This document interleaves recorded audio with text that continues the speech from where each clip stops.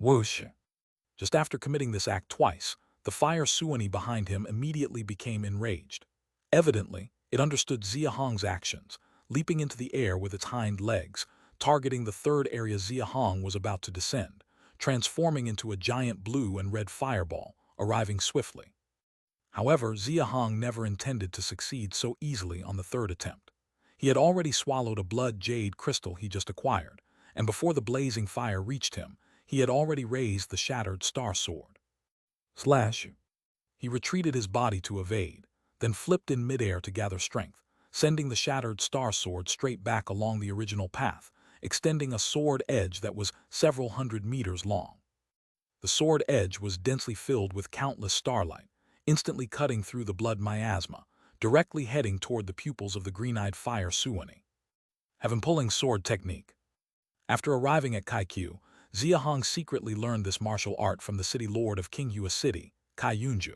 However, unlike Kai Yunju, he was performing the most perfect version, increased by 50% with his long fist routine. Jun basic strength, each holy pattern and martial art increasing by 50%, Xia Hong had now displayed his strongest power, reaching a staggering 98 Jun not considering the war body golden body, solely in terms of strength. He was barely 2 Jun away from the weakest tribulation body realm expert. Roar! However, facing such a sword, the green-eyed fire Suani not only showed no fear, but Xia Hong's unexpected resistance seemed to incite more rage. Without dodging or evading, it raised its head and let out a roar, among the path of Xia Hong's hundreds of sword edges, suddenly surging forth blue lava fire pillars, attempting to diffuse the sword edge's power midair or directly block it. Boom! Unfortunately, the heaven-pulling sword technique is inherently a fast sword. Although the Suani's strength is formidable, trying to block at such a critical moment is nothing short of wishful thinking. Huff!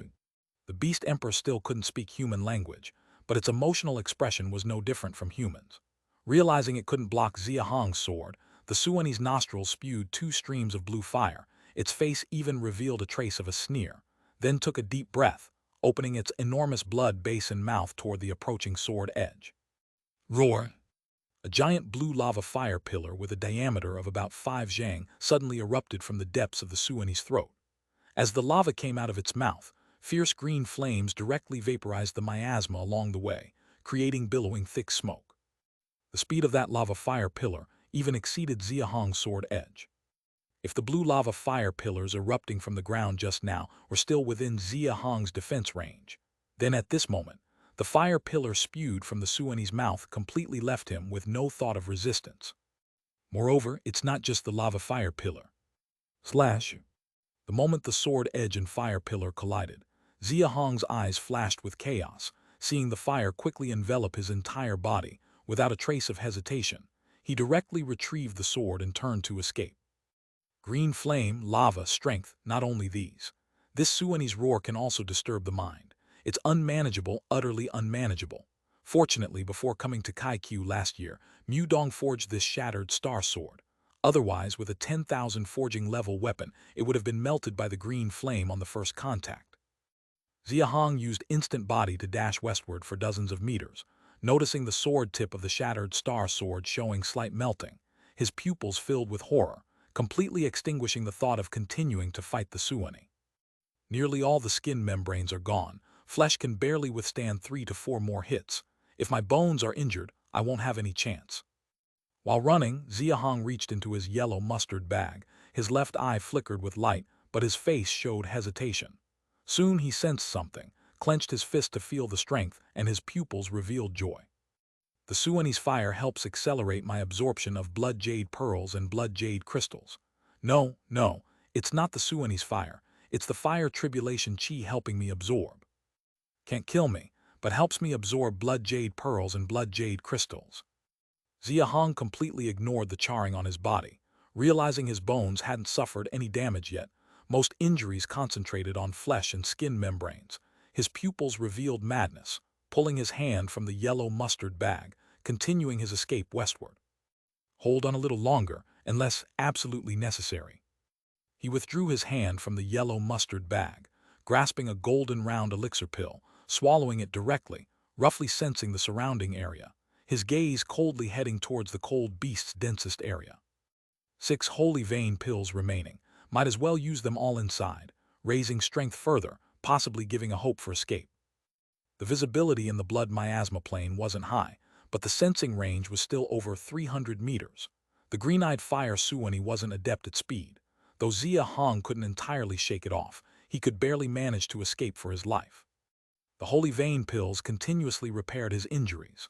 Once feeling sufficiently recovered, he changed his course to land, risking a hit from the Suwani to grab handfuls of blood jade pearls and blood jade crystals, directly swallowing them. One man and one beast, one fleeing and one chasing, thus entangled in the peripheral region of the blood miasma plane. Xia Hong didn't persistently flee westward, occasionally deviating to grab blood jade pearls and blood jade crystals, safely leading the fire Suwani in circles. 48-549, 49-349, 750.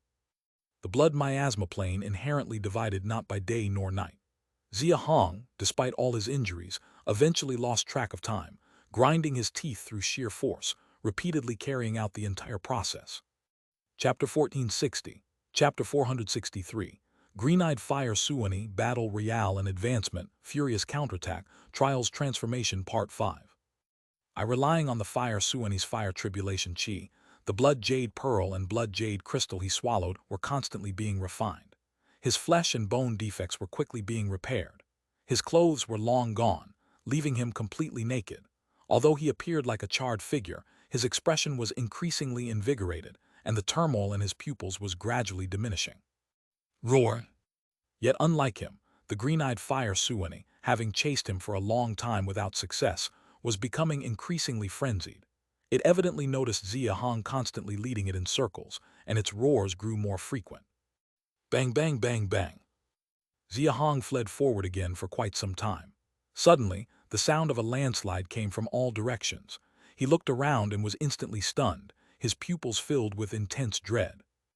Dozens of Beast King-level Suwani, each measuring 40 to 50 meters in length, were rushing in from the west and north, along with the green-eyed Suwani pursuing fiercely from the east, leaving him with only one route to escape. Swoosh! Without hesitation, Xia Hong plunged into the depths towards the south. No matter how dangerous the depths are, they cannot outweigh the importance of survival. Given the number of Suwanis, being surrounded would mean certain death. Roar! After summoning the tribe, the green-eyed fire Suwani ceased randomly releasing molten fire pillars, instead commanding with a few roars. The dozens of Beast King-level Suwani immediately spread out from east and west to continue chasing Xia Hong. The fire Suwani also accelerated, pushing Xia Hong farther into the depths, while coldness rose in its golden-green eyes. The speed of the Beast King-level Suwani was still quite inferior to Xia Hong's. Surrounding him naturally wasn't easy. Xia Hong ran south for 5 or 6 kilometers. Realizing this, he immediately changed direction, turning westward in an attempt to escape the encirclement. Bang! However, the green-eyed fire Suwani didn't give him a chance. Whenever Xia Hong was about to break out of the encirclement, a pillar of molten fire shot up to the sky from the front, forcing him to change direction and continue south. 52, 53, 54, 55. It's unclear how long it lasted. Xia Hong felt his body was about to burst from the blood jade pearl and blood jade crystal. He hadn't engaged the fire Suwani for a long time, only relying on feeling to estimate his power increase. 56, 57, 58, 59, 60, 61. Relying on the potent medicinal power of the holy vein pill, Xia Hong's injuries remained at the flesh and skin level. His veins continuously broke and healed, repeating this cycle endlessly. But Dan medicine will eventually be exhausted. His holy vein pills were down to 9 when entering blood miasma plane. During the pursuit through the romantic flower sea, 2 were used, leaving a total of 7. He didn't know how long these 7 lasted, only that he sensed injury couldn't be sustained and used them until they were completely finished. 71 Jun, the bones are still a bit short of being perfect. Once more reaching into the yellow mustard bag for the pill bottle containing holy vein pills, he shook it twice softly, hearing no sound produced. Xia Hong's brows furrowed deeply, and he threw the pill bottle away. His flesh had long reached a perfect state. Blood jade pearls had no longer been needed for a while now. Currently only the bones still had defects, so he exclusively took blood jade crystal. He could feel his bones were just one step away from perfect. Precisely at this moment, the holy vein pill ran out. 71 Jun, under normal circumstances, even if I can't say I'd kill it, at least I wouldn't be forced to this extent. But now. Xia Hong glanced at the relentlessly pursuing green-eyed fire Suwani, clenching his fist, his face filled with fury. The strength had increased, yet his current state was too poor. After continuously consuming so many holy vein pills, his meridians were already strained beyond capacity. When the holy vein pill stopped, the side effects immediately appeared. Moreover, his injuries had long ago extended beyond just skin and flesh. Cracks appeared on bones in the back, chest, abdomen, and side waist areas. How poor was his state? So poor that he couldn't even perform martial arts properly. Adding the holy pattern, at most he could display 106 Jun of strength, still unable to fight it. At this time, turning back for a direct confrontation, falling behind would mean certain death. Xia Hong gritted his teeth and continued to sprint, catching a glimpse of the still relentless pursuit of the green-eyed fire Suwani, and those dozens of Beast King-level Suwani in the distance, inner anger rising continually. I've been running for almost 2 months, at the very least. This damned beast just insists on killing me. Are all these 5 luminaries realm beast emperors so stubborn? Though he had completely lost concept of time, Xia Hong roughly sensed that this great escape had lasted nearly 2 months, enough that Kai Qiu's disciples' trials were nearing completion. That green-eyed fire Suwani persisted so unwaveringly against him, truly defying all odds. Swoosh! While Xia Hong relentlessly cursed the fire Suwani internally, a fierce azure wind suddenly flew towards his face. His thoughts were interrupted, causing him to tremor immensely. Then instinctively, without hesitation, he reached into the yellow mustard bag, quickly taking out a Dan medicine. The Dan medicine was milky white inside, enveloped by a layer that appeared as molten fiery red stripes, exuding intense heat. Without any hesitation, Xia Hong directly swallowed the Dan medicine. The moment the Dan medicine entered his stomach, his previously charred black complexion instantly flushed crimson, and the molten patterns on his bones erupted with brilliant light. The light was so intense, it shined through flesh and skin. The surface of his charred black body suddenly seemed to have countless strong light cracks. From a distance, it looked as though his body was on the verge of shattering. Chapter 1461, Chapter 463, Green-Eyed Fire Suwani, The Massacre and Ascension, Furious Counterattack, Trial Changes /6. Of course, the actual situation was not like this. As cracks appeared, Xia Hong felt as if something inside him had awakened. His originally listless aura suddenly recovered, and his momentum continued to rise. 106, 116, 126, 136. If someone could see through Xia Hong's current strength, they would find that his basic strength was soaring crazily. From the original 106 Jun, it suddenly surged to nearly 160 Jun. You vile beast! You vile beast! You actually forced me to this step. 10 years of Dan poison metabolism, 20 years of cultivation speed decline. You have guts, you have guts, you have guts. Xia Hong was actually already naked at this moment, but his body had long been burnt to a crisp. Even his hair and eyebrows were gone, making it hard to recognize his original form. Of course, he didn't have time to care about his appearance at this moment. After taking the bone-burning pill and feeling his strength quickly grow to 160 Jun, he turned his head to look at the green-eyed fire Suwani that had already chased him, with no trace of joy on his face, his tone full of anger and hatred, and his pupils filled with a towering killing intent. He had been fleeing in all directions for so long, ultimately because he didn't want to use the bone-burning pill. 10 years of Dan poison metabolism, the subsequent 20 years of cultivation speed impact, there's no need to say more. If it wasn't absolutely necessary, he wouldn't use it even if he were beaten to death. Coming to the ice abyss for over 10 years, it's not like there wasn't such dangerous times. The problem is, such a huge loss all at once, it's his first time. Xia Hong suddenly turned his head and looked towards the southern sky, at the beast emperor with a body similar to the Suwani, covered in blue mane, the 3-headed wolf-shaped beast emperor, watching it hover in the air with blue wind under its 4 feet. The killing intent in his eyes had not diminished at all. Wind belongs to wood, a 5 luminaries realm beast emperor of the wood element. The green-eyed fire Suwani is hateful, but the real straw that breaks the camel's back is still this newly appeared 3-headed wolf emperor in front of him. If it weren't for this 3-headed wolf emperor, He still had the confidence to contend for a moment, wouldn't choose to take the bone-burning pill, waiting for any chance to escape alive. But now, no matter what is said, it's too late. Die for me. Xia Hong shouted violently, his body leaning backward to store strength. The rapidly soaring momentum instantly poured out. The sword edge suddenly tore through the blood sky, drawing a dazzling star river sword chi in midair that almost instantly reached the middle of the three-headed wolf emperor's face. Have him pulling sword technique. The three-headed wolf emperor evidently didn't expect the star river sword chi to be so fast. Its three pupils suddenly contracted, following which, its huge body instantly disappeared in midair. Wind belongs to wood. That speed is naturally what this three-headed wolf emperor is best at. However, Xia Hong's current strength is not something this wolf emperor can match. It seems as if he had already expected the beast emperor's action. Xia Hong's star river sword chi did not stop at all, but continued to fly forward for another mile. Swoosh! The star river sword chi crossed the sky for a kilometer, slicing through the blood-colored miasma, penetrating straight through until a mile away before meeting any slight obstruction. Crunch, crack. Meat torn apart, bones fractured, crisp sounds echoed continuously. The three-headed wolf emperor's body stiffened at the end of the sword chi, while Xia Hong, holding the shattered star sword, already stood behind the beast emperor's skull. 240 Jun strength, even ordinary second transformation tribulation body realm, is no match for me. You mere solitary 5 luminaries realm beast emperor also wants to turn the sky. Bang! Xia Hong's cold laughter synchronized with the sound of the three-headed wolf emperor's body crashing to the ground. The green-eyed fire Suweni a kilometer away on the southern side. Along with dozens of beast king Suweni it brought, their pupils suddenly contracted. Their beast faces instantly froze. Whoosh!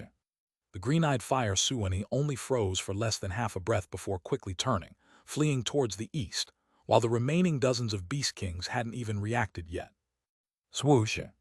The result of reacting slower was being hit by the shattering divine light continuously shot from Xia Hong's left eye. Their bodies quickly cracked, life force severed, crashing to the ground. Don't you like chasing?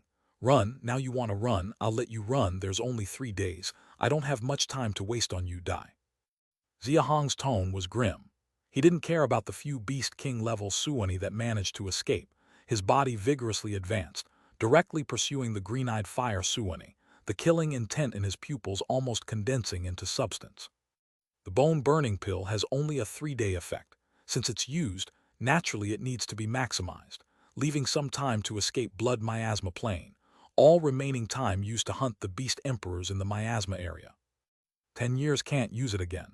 Subsequent 20 years cultivation speed will slow. Thinking of these 2 points, Xia Hong's inner anger was overwhelming.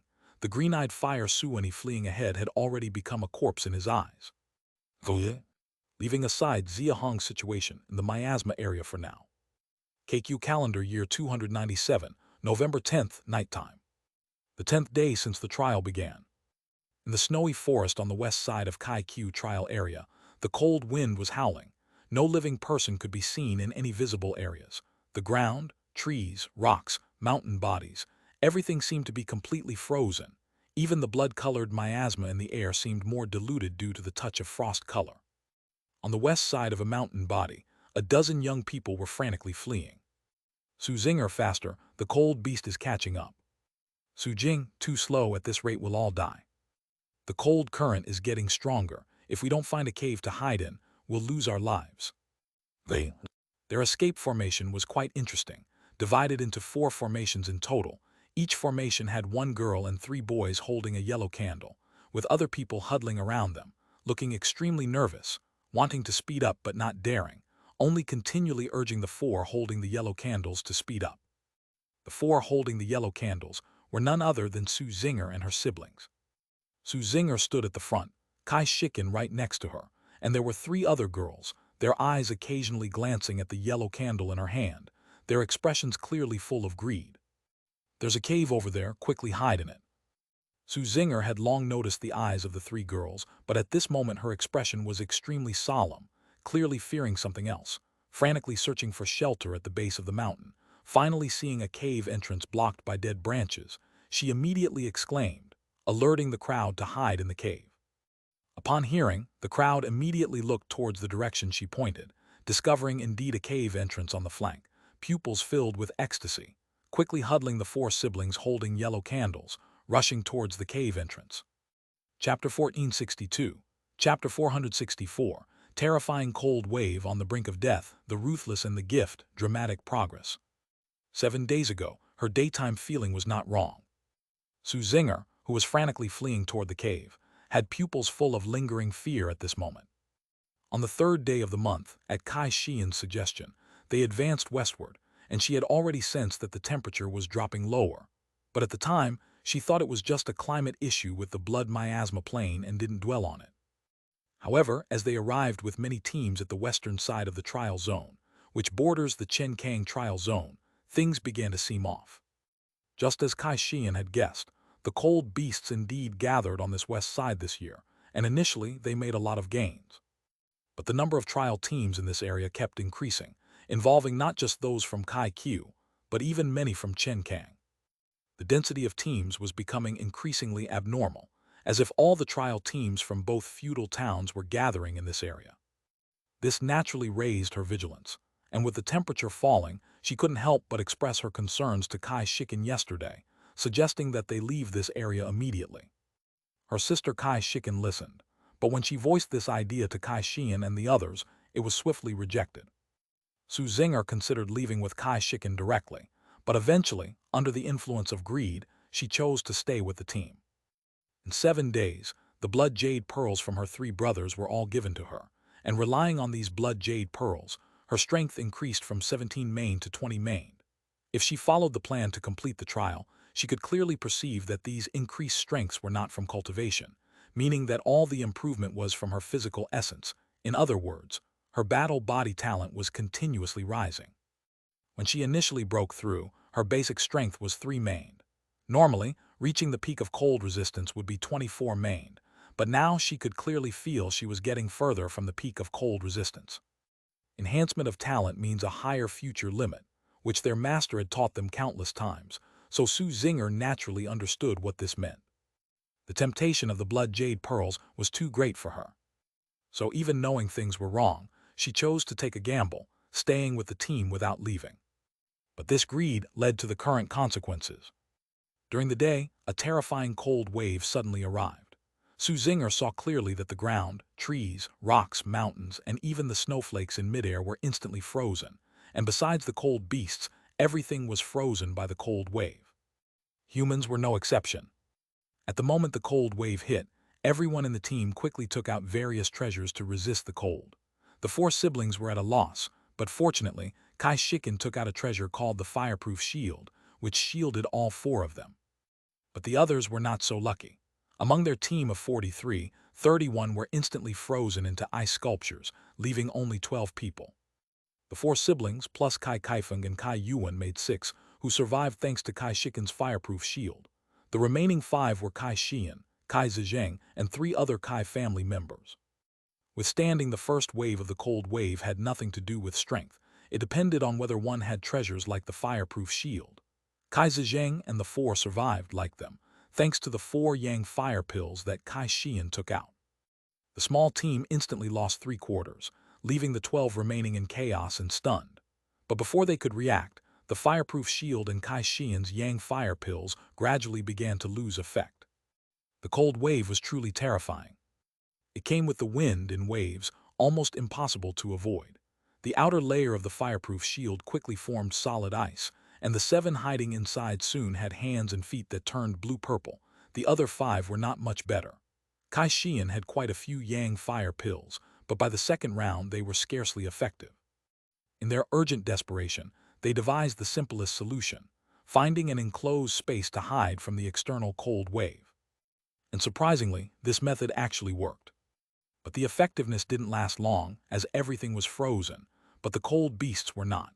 Considering the high density of cold beasts in this area, they had barely settled in the first cave before several cold beasts discovered them.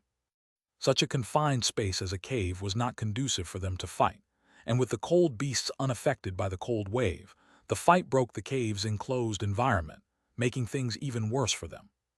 These 2 yellow candles can also be used against deceitful monsters.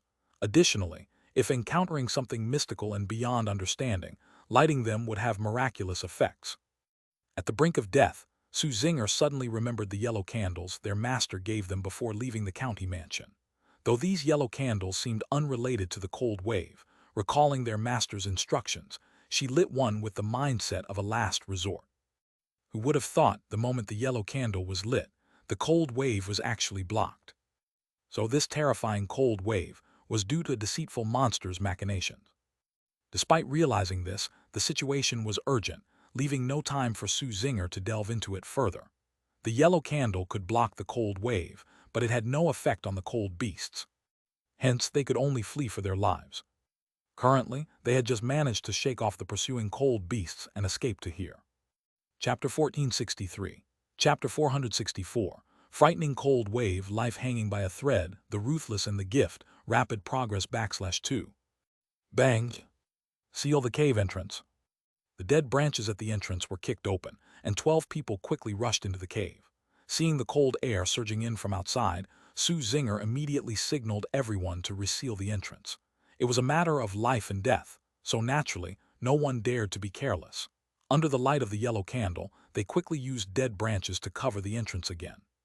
To ensure safety, Kai Shiken used the already frozen fireproof shield to cover the entrance, adding another layer of protection. It was night time.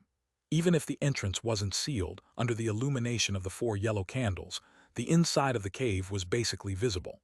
But sealing the entrance not only blocked the invasion of the cold current, it also somewhat calmed everyone's minds. It seems like the temperature inside this cave is a bit high.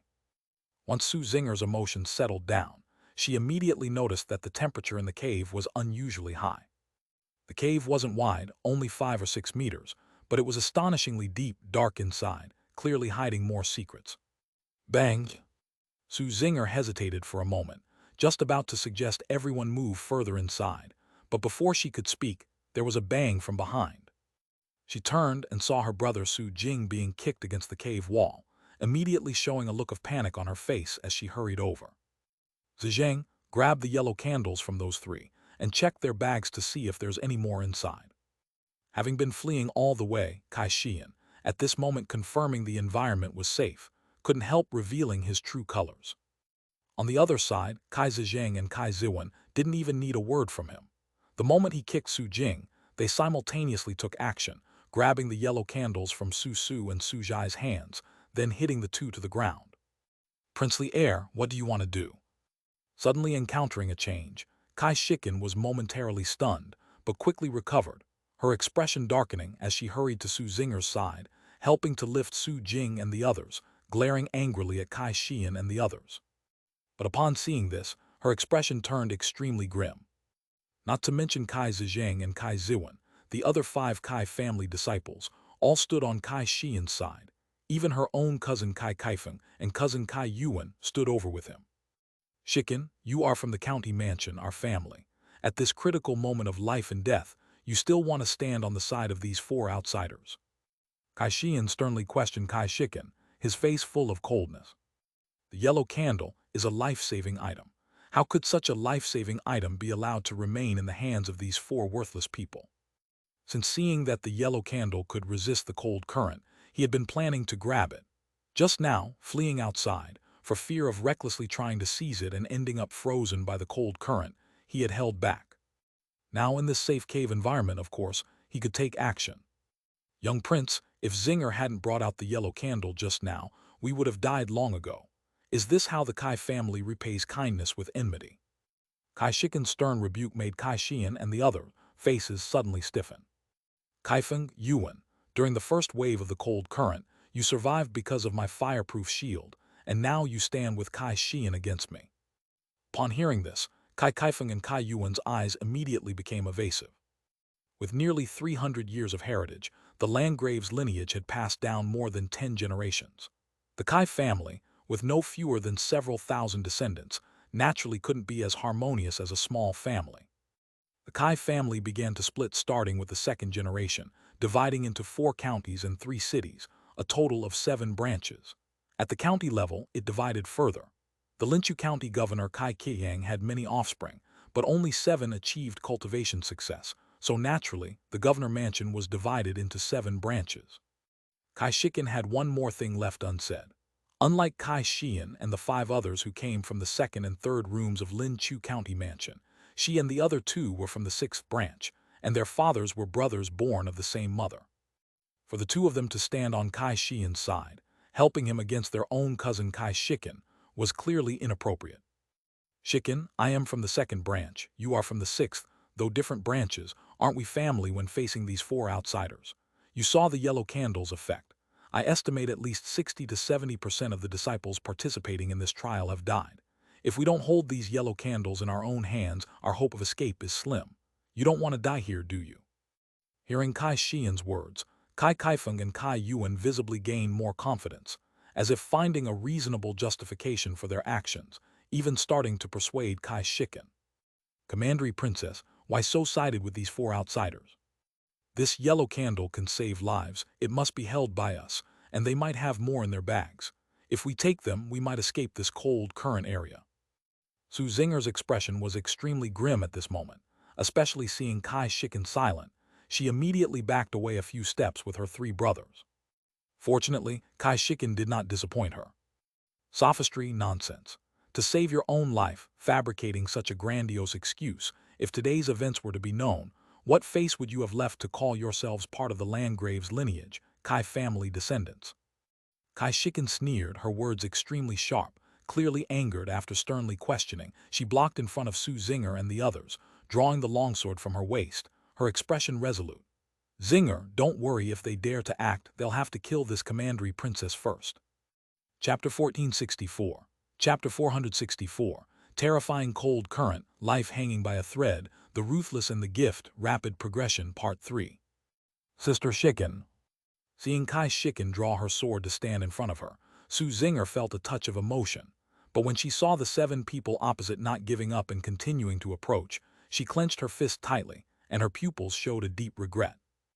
In the end, she could only blame herself for being soft-hearted. On their way of escape just now, with the yellow candle in their hand, they had countless opportunities to harm Kai Shian and the others, and even halfway through, her 3 brothers signaled her with their eyes. But she had refused them all. She had long seen the greed on Kai Shian and the others' faces, but thought there was no deep hatred between the 2 parties, so there was no need to harm them proactively. Moreover, given the dangerous situation they were all in, Kai Shian and the others might have thoughts about the yellow candle, but probably would not take actual action. Who knew it was all her wishful thinking? It could only be said that she had underestimated the ruthlessness of these prominent family scions. Even though her master had given her a life-saving method, she couldn't avert the danger and ended up in such a situation. Feeling more and more guilty inside, Su Zinger, seeing Kai Shian and his group approaching, had no other way. She quickly took out a yellow candle from her pocket and said, Kai Shian, this yellow candle was bestowed by my master, I only have this one. I can give it to you. After 10 days of traveling together, she knew everyone's strength. Although Kai Shiken had the strength of 52 manes, unfortunately, her 4 siblings' strength was too weak to be of any help. On the contrary, the 7 people on the other side, Kai Shian had 53 manes, Kai Zhejiang 45 manes, and even the weakest Kai Yuan had a strength as high as 35 manes. If a fight broke out, the 5 of them would have no chance of winning. So they could only compromise. Su Zinger's intention was clear, to offer a yellow candle, then mention her master's name, hoping to intimidate Kai Shian and his group. Unfortunately, she still underestimated Kai Shian's brutality and imperiousness. I don't believe you only have one. Hand over all your bags and let us search them, also at this critical moment. Kai Shian paused here, first showing a cold smile, then continued sternly. When you can barely save your own life, even if your master Hong Yu had great abilities, it wouldn't scare the heir of this princely line. Being harshly taught a lesson, Su Zinger clenched the yellow candle, her face fluctuating between pale and green, eventually raising a trace of ruthlessness. She extinguished the yellow candle, then said sternly, Then let's burn everything to the ground. If you dare to make a move, we will break open the cave entrance with all our might. Once the cold stream comes in, we'll all... Squeak, squeak, squeak, squeak. Before Su Zinger could finish speaking, a faint squeaking sound suddenly came from underground, and upon hearing this sound, the 12 people present instantly turned pale. Those silverbacked rats have caught up. Boom! Just as Kai Xian finished speaking, the ground where he stood suddenly burst open, and a giant creature over 5 meters long quickly drilled out from within. It was a rodent-type cold beast, with 2 small red eyes, a pair of long, sharp incisors extending to its lower jaw, 2 strong hind legs gripping the ground, its sharp foreclaws slightly extended forward, its back covered with a layer of fine silver fur, and a flesh-colored long tail almost twice its body length trailing behind, lightly swaying disgustingly. If someone from Great Xia were here, they would recognize at a glance that this was clearly a type of cold beast common near the Double Dragon Mountain Wall, a long-tailed rodent. Boom! After this rodent broke through the surface, 2 more smaller than 1 meter rodents drilled out of the ground. They could still catch up from so far away, it's over. Su Zinger's heart was instantly filled with despair, and it wasn't just her. The expressions of the other 11 were similar. The reason they fled from the last cave was precisely because of these 3 rodents. Despite running in the cold stream for so long with the yellow candle, unexpectedly, the 3 rodents managed to follow all the way. This time they're truly finished. The largest rodent fixed its blood-red gaze, swirling around the cave, finally fixating its eyes on the entrance area, and let out 2 slight squeaks. The 2 smaller rodents, upon hearing the sound, immediately rushed towards the entrance. Block them! Kai Shiken was not willing to sit and wait for death, immediately urging everyone to take action. These 3 rodents, 1 intermediate and 2 low-level, even though they were blood-cold beasts with stronger power than normal cold beasts, should not have caused such panic. The biggest problem was the cold stream outside. The cold beasts had clearly figured out that they feared the cold stream. At the last entrance, the rodents did the same, heading to destroy the entrance without fighting for long, and this time they were even smarter, planning to destroy the entrance before fighting. Kai Shiken's decision was naturally very correct. The most important thing now was to prevent the rodents from destroying the entrance. Once the cold stream outside came in, they would have to stay within the yellow candle's light, making it even harder to fight the rodents. Su Zinger had already extinguished the yellow candle in her hand. Seeing that, Su Jing and the other 2 planned to extinguish theirs too, but before they could, the rodents had already entered. Seeing the 2 rodents rushing towards the entrance, Su Jing's heart skipped a beat, and he didn't dare to extinguish the yellow candle carelessly anymore. He had seen the terror of the cold stream with his own eyes before, knowing that if the body came into contact with it, it would instantly freeze. If the entrance were really broken, the cold stream would pour in wildly, leaving no time to reignite the yellow candle. Chapter 1465. Chapter 464. Terrifying cold wave hanging by a thread, the ruthless man and the gift, rapid progress /4.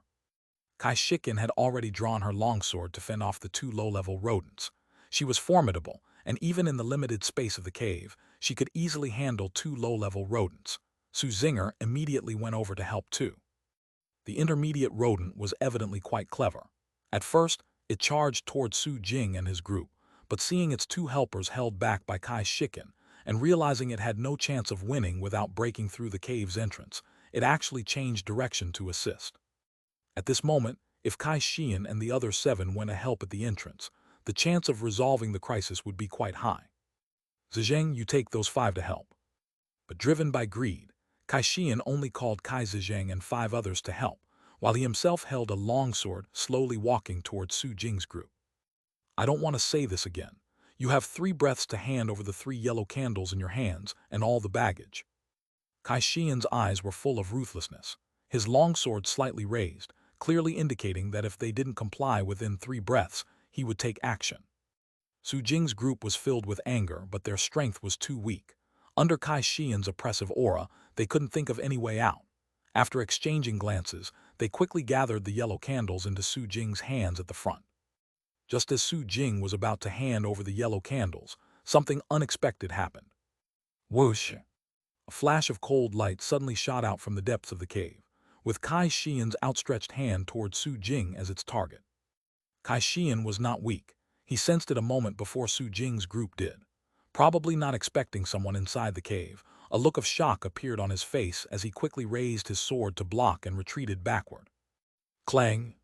With a loud metallic clang, not only did Kai Xian see the source of the cold light from the depths of the cave, but so did Su Jing's group. It was, in fact, an incredibly swift blade. The blade was very narrow, only 2 fingers wide and slightly over a meter long, cast in silver, but it was clearly not Kaikiu's style of saber crafting. Behind the blade was a young man in his 20s, dressed in black, with a cold and stern face.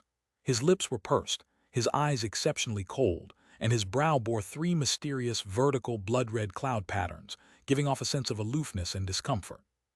Who dares to challenge this princely air?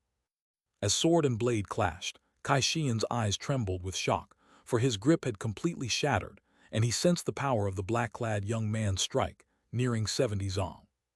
What did 70 zong mean?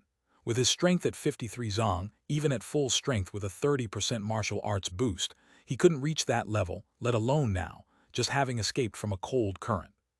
So he immediately stated his identity, hoping to intimidate the opponent. Unfortunately, just like Su Zinger couldn't intimidate him earlier, his princely air status couldn't deter the opponent at all. Not only was the opponent undeterred, but their strikes became even more ruthless. After repelling Kai Xian with the first blade, the black-clad young man paused only briefly before slashing again with a second, fiercer strike, seemingly augmented in power. "Brother, you." In that moment of pause, Kai Xian thought the opponent was hesitating, just as he was about to speak. He saw the second blade coming at his face and immediately closed his mouth, raising his sword to block in panic. Clang snap. Kai Xian's grip had already shattered, barely catching the second strike. His grip and wrist bone shattered, his sword slipped, and his body was knocked to the ground. The intense desire to survive drove him to ignore his dropped longsword, frantically rolling backward to escape. Whoosh! But to his despair, the black-clad young man had a third strike. This third strike was half a meter higher than the previous one, and the black-clad young man seemed to be suspended midair. With a swift, powerful slash, the 5th-ranked young prince of the Linqiu County Governor Mansion, Kai Xian, had his head split open, his life instantly extinguished. The overlapping wave saber is a wide-open saber technique, capable of at most 3 strikes when practiced alone. Even at the transformation realm, the third strike only provides a 30% power boost, but when paired with the great success long fist battle form, it's entirely different, allowing for a maximum 40% power boost with the third strike. My basic strength is 42 zong, with a 30% increase from the holy pattern and a 40% martial arts increase. My strongest power now reaches 71.5 zong. If I could elevate the battle form to the transformation realm, I could perform a 4th strike, further increasing power by 5%. And if I could fully master the fusion of the overlapping wave saber and battle form and comprehend a 5th strike, power might increase by as much as 50%. It's a pity, throughout the great Xia, only the Lord has managed this. No, it's not that the Lord achieved it. This overlapping wave saber is originally his self-created saber technique, so it's only natural for the pioneering master to completely fuse the two. I wonder when I will be able to reach that level. A myriad of thoughts flashed instantly through the mind of the black-clad young man. He glanced at Kai Xian's corpse with a cold smile, then turned to look toward the entrance of the cave. Su Jing and his 2 brothers were dumbfounded, having witnessed the death of Kai Xian with his 53 zong strength right before their eyes. They looked at the black-clad young man, their hearts filled with unease. "The 3 of you, these yellow candles are extremely attractive to cold beasts. Extinguish them quickly."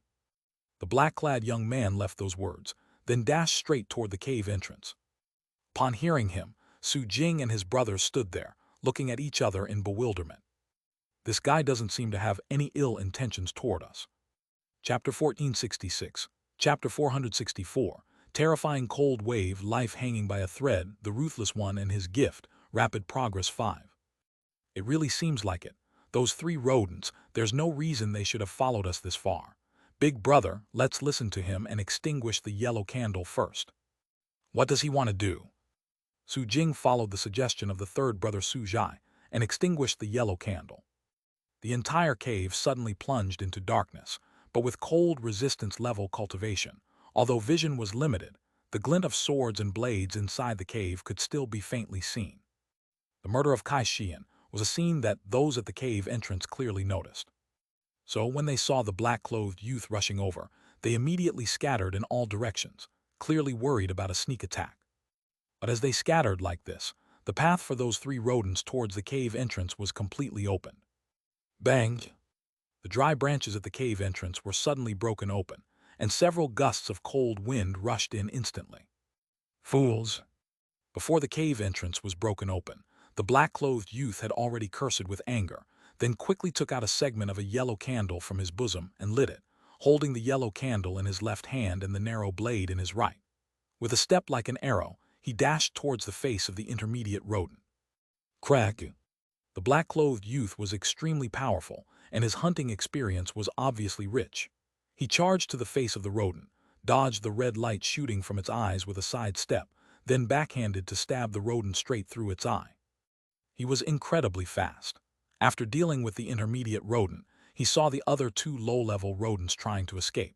He chased them directly outside the cave, taking no more than 3 or 4 breaths to kill the 2 heavily injured rodents.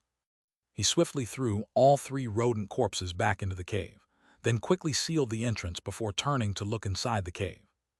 Inside the cave now there were only 8 people left, with 2 candle flames. The 3 Sioux brothers crowded under one candlelight. The remaining Kai Shiken and 3 others gathered beside Su Zinger, who was holding a yellow candle. The cold wind that blew in just now was so fast that 3 people didn't have time to squeeze into the candlelight. Of course, not all of them couldn't make it in time. Not far from the 3 Sioux brothers, the black-clothed youth saw 2 people frozen into ice sculptures, and a hint of a smile appeared on his face. Clearly, the 2 originally had a chance to run into the candlelight, but the 3 Sioux brothers seemed to have backed away with the candle flames. When the black-clothed youth observed everyone, their expressions instantly became vigilant, especially Kai Shiken and the ones beside her, Kai Kaifeng, Kai Yuan, and another of the Kai family. The 4 glanced out of the corner of their eyes at Kai Shien's frozen corpse on the ground and felt like they were facing a formidable enemy. Dressed like someone from Chenkang, Kai Shiken was in utter despair at this moment. The black-clothed youth's outfit was clearly Chen Kang's style, and from his action of killing Kai Shian, she knew she might not have luck on her side. Swoosh! As Kai Shiken expected, after just a moment of pause, the black-clothed youth charged towards her with his blade. The cave had been resealed by now, and though the cold wind still had an influence, there was no longer a need to stay near the candlelight, so Kai Shiken and Kai Kaifeng quickly scattered away. May I ask which family of Chen Kang you belong to? We have no grievances. Thud. Kai Shiken tried to inquire about the youth's identity, but before he could finish, the black-clothed youth had already slain Kai Kaifeng and another of the Kai family members. Only Kai Yuan remained, and she was scared out of her wits, crying and begging, spare me, please, don't kill me, don't kill me. Kai Yuan was pleading for her life while running, but she was soon left behind by Kai Shiken. Seeing the black-clothed youth's sword coming at her, she cried out in horror to Kai Shiken, Commandery Princess, save me, Commandery Princess. Thud. The black-clothed youth showed no pity. Upon catching up with Kai Yuan, his long blade sliced across her neck, blood splattering 3 feet high. Kai Yuan, in her best years, died with a face of terror and cruelty. Clank. The remaining 5 people in the cave were instantly stricken with terror, especially Kai Shiken. Seeing the black-clothed youth approaching with a yellow candle, she was in utter panic. You! At the critical moment, it was Su Zinger who stepped in front of her. Su Zinger's emotions were evidently panicked. After stepping forward, she only managed to say "you" before stopping, pointing at the yellow candle in the youth's hand, wanting to say something but too scared to continue. The black-clothed youth seemed to see what Su Zinger wanted to say. He shook his head and started, "You're all from Kai Q here for the trial, right? No ill intentions." Speech has tone. When the black-clothed youth spoke, Su Zinger noticed no hint of malice in his tone, and her emotions calmed significantly. That's right, I'm Su Zinger. Those 3 are my brothers, and this is. Upon mentioning Kai Shiken's name, Su Zinger visibly hesitated. But the black-clothed youth saw through her intention, immediately smiled and said, "No need for that. I heard everything you said when you entered the cave. She's called Kai Shiken. Someone called her Commandery Princess. I know everything." Hiding behind Su Zinger, Kai Shiken was even more despairing. "Rest assured, I won't kill her." However, the black-clothed youth's next words left Su Zinger and her 3 brothers bewildered. This black-clothed youth, isn't he the genius from Chenkang, who came specifically to kill the Kai family members?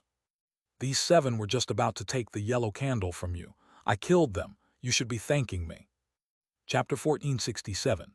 Chapter 464, Terrifying Cold Wave, A Narrow Escape, The Ruthless One and Gift, Rapid Progress /6.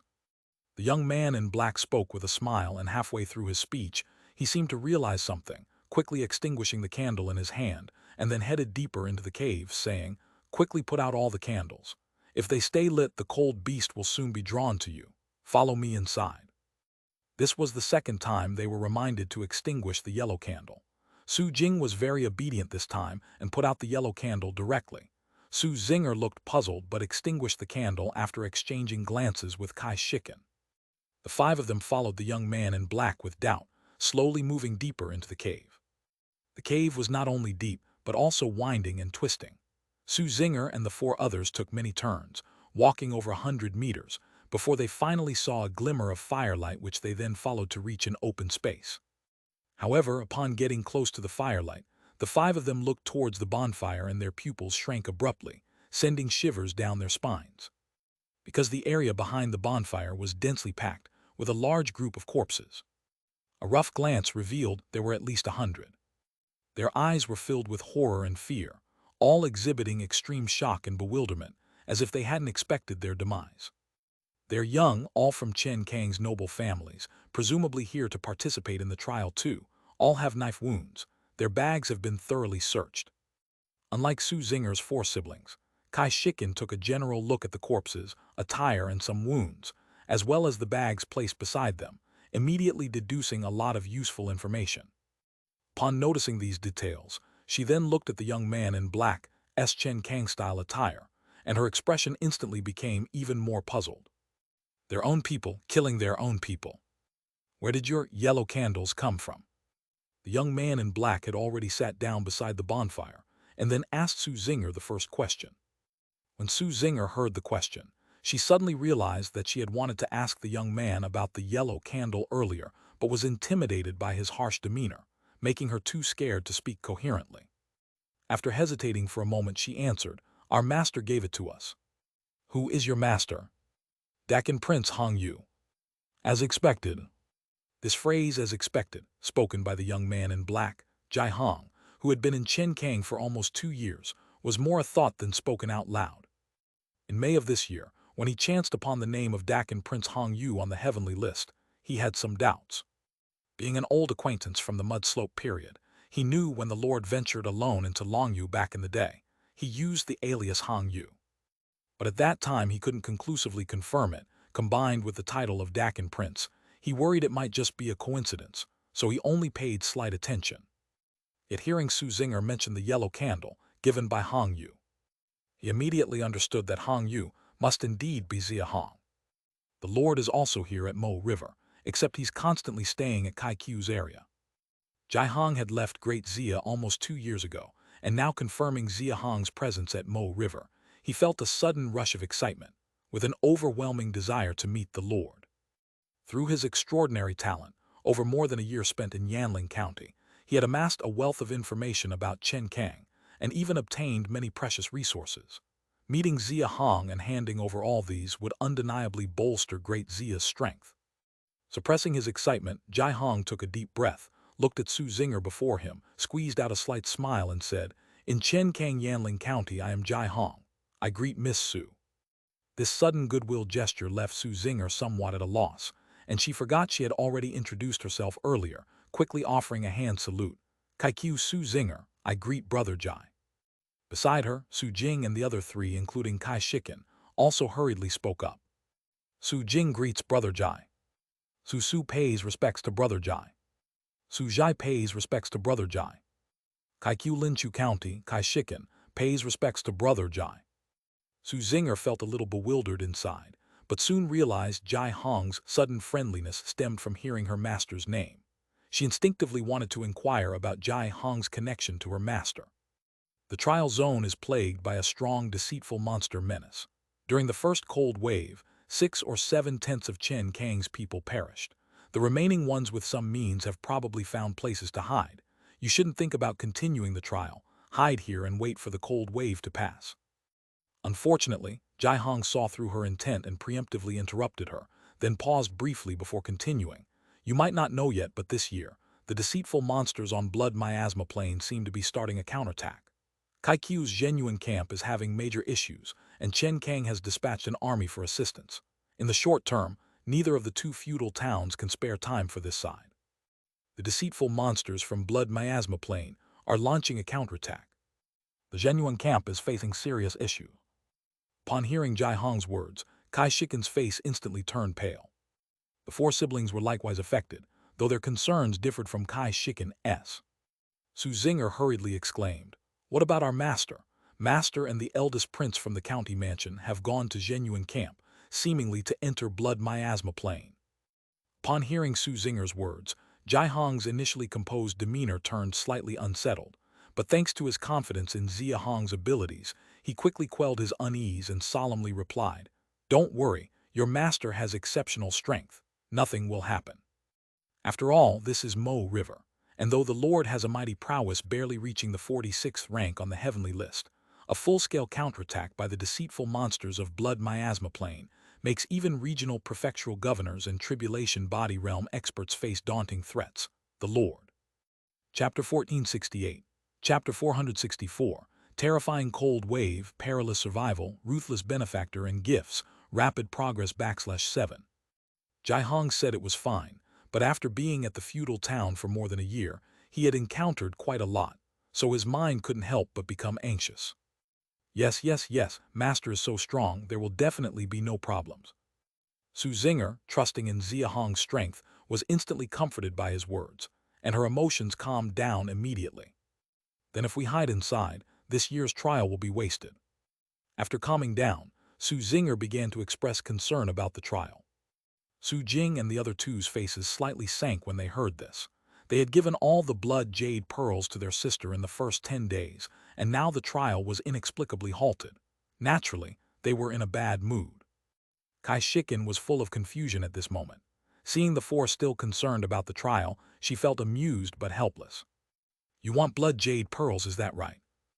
Jia Hong saw the expressions on Su Zinger and the other three's faces and smiled and asked. Without waiting for their response, he casually picked up a leather bag from beside the campfire and tossed it to Su Zinger. Su R opened the bag to have a look, and her expression instantly froze.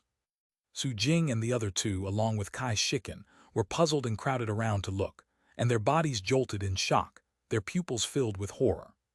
In that bag, it was densely packed with countless blood jade pearls, roughly estimated to be at least over 1,000. However, this wasn't all. "I have 3 more bags. My skin membrane is in perfect condition, and these low-quality blood jade pearls are of no use to me anymore. I'll give them all to you." With those words, Jia Hong threw all 3 bags to Su Zinger. Su R held the 4 bags, her face full of astonishment. 10 days ago, she was unhappy with Kai Zhejiang over 3 blood jade pearls, but now, she was confused and had 4,000 to 5,000 blood jade pearls. Kai Shiken looked at the many corpses behind the campfire and quickly understood the origin of these blood jade pearls. While a hint of surprise arose in her heart, she couldn't help but feel a little envious when she looked at Su Zinger. Jia Hong spoke casually, but these blood jade pearls were not cheap items. Even if unused, one could be sold for 500 silver. He casually gave them to Su Zinger. "All right, you should stay here and cultivate. I still have some business." Jia Hong casually instructed and promptly walked towards the cave entrance. Su Zinger, her 3 brothers, and Kai Shiken were left standing there, looking at each other, and after a brief discussion, they could only accept Jia Hong's arrangement. They didn't know the extent of the cold wave outside, or when it would pass. The yellow candle has a limited duration and should not be used carelessly. Taking it outside recklessly might result in it burning out, or as Jia Hong mentioned, it could strongly attract cold beasts, making it uncertain whether they could survive until the yellow candle was exhausted. Therefore, hiding in the cave and waiting for the cold wave to pass, as Jia Hong suggested, was undoubtedly the safest option. Moreover, with the unexpected acquisition of 4,000 to 5,000 blood jade pearls, it was naturally time to seize the opportunity to cultivate and enhance their power. There's no way someone would give us so many blood jade pearls for no reason, and he just killed those people to save us. Brother Jai definitely knows our master, and their connection should be very deep. Su Zinger pondered for a moment, hurriedly distributed some of the blood jade pearls to Su Jing and the other 2, as well as Kai Shiken, then directly began cultivating. Seize the time to enhance strength so that there's an opportunity to repay in the future. Thus Su Zinger and the four of them lived in the cave. At first, they didn't know what Jia Hong was busy with outside every day, but 5 days later, when Jia Hong returned with 3 bodies of young people from Chen Kang in front of them, and occasionally brought back several corpses after that, they suddenly understood. Jia Hong, when he went out every day, was actually luring and killing the trial disciples from Chen Kang. Wasn't he one of the Chen Kang people? Even Kai Shiken, as well as Su Zinger's 3 siblings, were full of confusion. However, Jia Hong's temperament was too cold most of the time. Except for the first day when he said a few words to them, he never communicated with them. Even when Su Zinger tried to initiate a conversation, he only responded perfunctorily. Most of the time, he was inquiring about Master Hong Yu. In this way, Su Zinger was also afraid of saying the wrong thing, so she reduced her interaction with Jia Hong. And so time slowly passed. 10 days, 20 days, 30 days, 40 days. After staying in the cave for 45 days, 1.5 months later, Jia Hong came back from outside once again and finally brought good news. The temperature outside is rising, the cold wave should pass soon, you can start preparing to go home. Hearing the good news from Jia Hong, the four's expressions immediately relaxed a lot. 32 Zong, still in late-stage cold resistance cultivation, with the skin membrane in perfect condition, I can feel that there's still quite a distance to the final round of blood and flesh reorganization. When I finally break through to peak of cold resistance, I should have a strength above 40 Zong. That's excellent. The happiest, of course, was Su Zinger. In these 45 days, she had made great progress. Of course, it wasn't just her. Su Zinger turned to look at her 3 brothers, her face full of joy. Big brother 22 Zong, second brother 22 Zong, third brother 21 Zong, all the strength improved by 9 to 10 Zong. This trial turned out to be well worth it. Master will definitely be happy for us. Chapter 1469, Chapter 465, Bad News, Confidence and Invitation, Shocking Speculation and Chu Tiangsu. KQ Calendar Year 297, December 27, Daytime. West side of the Kai Q trial area, the cold wave had completely dissipated, and although the air was still permeated with a thin blood-colored miasma, the ice on the ground had gradually begun to melt. Trees, mountains, and everything around that was originally frozen were clearly in the process of reviving. The most convincing proof, probably, was the appearance of snow accumulated on the ground. The cold wave had truly passed. Boom! Just having walked out of the cave, Su Zinger and her 4 siblings, along with Kai Shiken, heard the loud rumbling sound coming from inside the cave behind them. Their expressions showed a hint of strange discomfort. Currently, only Jia Hong was still inside. The rumbling was obviously him intentionally destroying and collapsing the cave. The 5 of them weren't foolish and quickly thought of how Jia Hong killed so many of Chen Kang's disciples over the past 40 days. He was covering up his tracks. Brother Jai must have some deep-seated enmity with Chen Kang. Thinking about their interactions over the past month, Jia Hong often revealed immense hatred towards Chen Kang, causing Su Zinger's heart to stir. She had subtly asked about it, but Jia Hong always chose to avoid answering, and eventually, fearing to cause Jia Hong's displeasure, she stopped asking. Jia Hong's previous acts of luring and killing Chen Kang's disciples made her uneasy due to her kind nature. But firstly, Jia Hong had saved the 5 of them. Secondly, Jia Hong had also gifted them many blood jade pearls. Thirdly, Jia Hong clearly had a deep connection with Hong Yu, their mentor, and Jia Hong's repeatedly expressed immense hatred towards Chen Kang showed there was a hidden motive. With all these factors combined, although Su Zinger was somewhat fearful of Jia Hong's actions, she couldn't truly feel repulsed, but rather felt more curiosity. With this thought, she turned slightly, glanced at Kai Shiken and spoke softly, "Sister Shiken, about Kai Xian and the others." Zinger, Kai Xian, Kai Zhejiang, Kaifeng, Yuan, they all brought it upon themselves, don't worry, I won't speak carelessly. Kai Shiken, with her astute intelligence, quickly saw through what Su Zinger was thinking.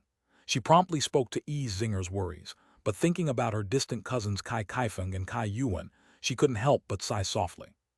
All right, let's move on. At this moment, Jia Hong also emerged from the cave, carrying 3 bags of blood jade pearls. He first glanced deeply at Kai Shiken and then threw the bags to Su Zinger, laughingly saying, "All 5 of your skin membranes are now complete. Although you don't need these pearls, they can fetch a good price." Upon hearing Jia Hong's words, Kai Shiken's expression froze, her heart grew cold.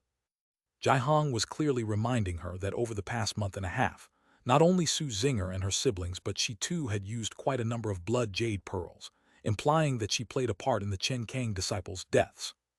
No wonder when Su Zinger was distributing blood jade pearls inside the cave, Jia Hong didn't intervene. It was all intended. Such a cunning mind. Su Zinger wasn't foolish either. Seeing Kai Shiken's expression, she promptly detected the underlying meaning in Jia Hong's words. Her heart turned cold. "Brother Jai, we've used so many blood jade pearls before and don't know how to repay you. These 3 bags can fetch a lot of money. We can't accept them." "Take them as I say. I don't lack money. Let's move now. I'll accompany you to Genuine Camp to visit our leader, your mentor Hong Yu." With his resolute tone, Su Zinger had nothing more to say. After securing the bags, the 6 of them quickly headed toward Genuine Camp in the southeast. 2 days prior to their departure, Jia Hong had already informed them he would accompany them to visit their mentor Hong Yu. The 5 of them had long seen that Jia Hong had connections with Hong Yu and naturally had no reason to refuse. The trials of the 2 feudal towns had already been disrupted by this cold wave, and probably 6 or 7/10 of the disciples had died. Thus, the 5 of them clearly had no inclination to focus on the trials anymore. Kai Shiken worried about the circumstances at the Genuine Camp in Kai Q. The Su Zinger siblings were concerned for their mentor Hong Yu's safety. Thus, instead of heading for the trial camp, they followed Kai Shiken's lead straight towards Genuine Camp. The blood miasma plain area developed by Kai Q covered a total of only 400 square kilometers, with Genuine Camp located right at the center. The cave they were in was on the western edge of the trial zone, just 12 or 13 kilometers from there. The 6 of them, urgent in their haste, soon traversed 5 to 6 kilometers over the snowfield. However, midway through, they were stopped by an elderly man. The old man descended from the sky, dressed in the Kai Q-styled cyan-embroidered robe. Upon landing and seeing Kai Shiken, his wrinkled face immediately beamed with intense joy. "Shiken, you're alive." "Grandfather." Only 17 years old, having been in the cave with nerves tightly wound, upon seeing the elderly man, Kai Shiken's eyes brimmed with tears, calling out "Grandpa," and rushed into his arms, sobbing uncontrollably. "Being alive is good, being alive is good. Your 2 uncles and I searched the snowfield for over half a month, with no bodies found. There was hope. I knew it, you're indeed alive, ha ha ha." The old man's eyes showed deep exhaustion, clearly having searched the snowfield intensively for a considerable time. Seeing Kai Shiken alive, he was overwhelmed with emotion, laughing loudly despite a few lingering traces of pain in his laughter. Chapter 1470, Chapter 465, Bad News, Confidence and Invitation, Shocking Speculation and Chu Tiangsu Part 2. "Grandfather, you know Zinger and the others. This is Jia Hong from Chen Kang. I owe my rescue this time to Brother Jai's help." Su Zinger had been living in the county mansion for nearly half a year, so her grandfather knew her. Kai Shiken spared the introductions and focused on Jia Hong. Then he turned to Jia Hong and the others and continued, "Brother Jai Zinger, this is my grandfather, the 2nd elder of the 6 houses of Lin Chu County Mansion, Kai Yuheng." Greetings to 2nd Elder Yuheng. The Kai lineage in Lin Chu County had a total of 7 branches, each led by one of Prefectural Governor Kai Qiyang's 7 most outstanding sons. Each branch had 3 elders to manage the disciples of the lineage. For Kai Yuheng to be an elder and 2nd in rank, he naturally had some power. Though Kai Shiken was young, his seniority was not low. He was of the 8th generation of the Kai family. Kai Yuheng was his grandfather, thus he was of the 6th generation. The head of the 6th house was Kai Yunbo, and Kai Yuheng, although seemingly old, was actually Kai Yunbo's great-grandson. Su Zinger and her 3 siblings had not met Kai Yuheng before, but having lived in the governor mansion for so long, they had heard of his name and quickly bowed in salute.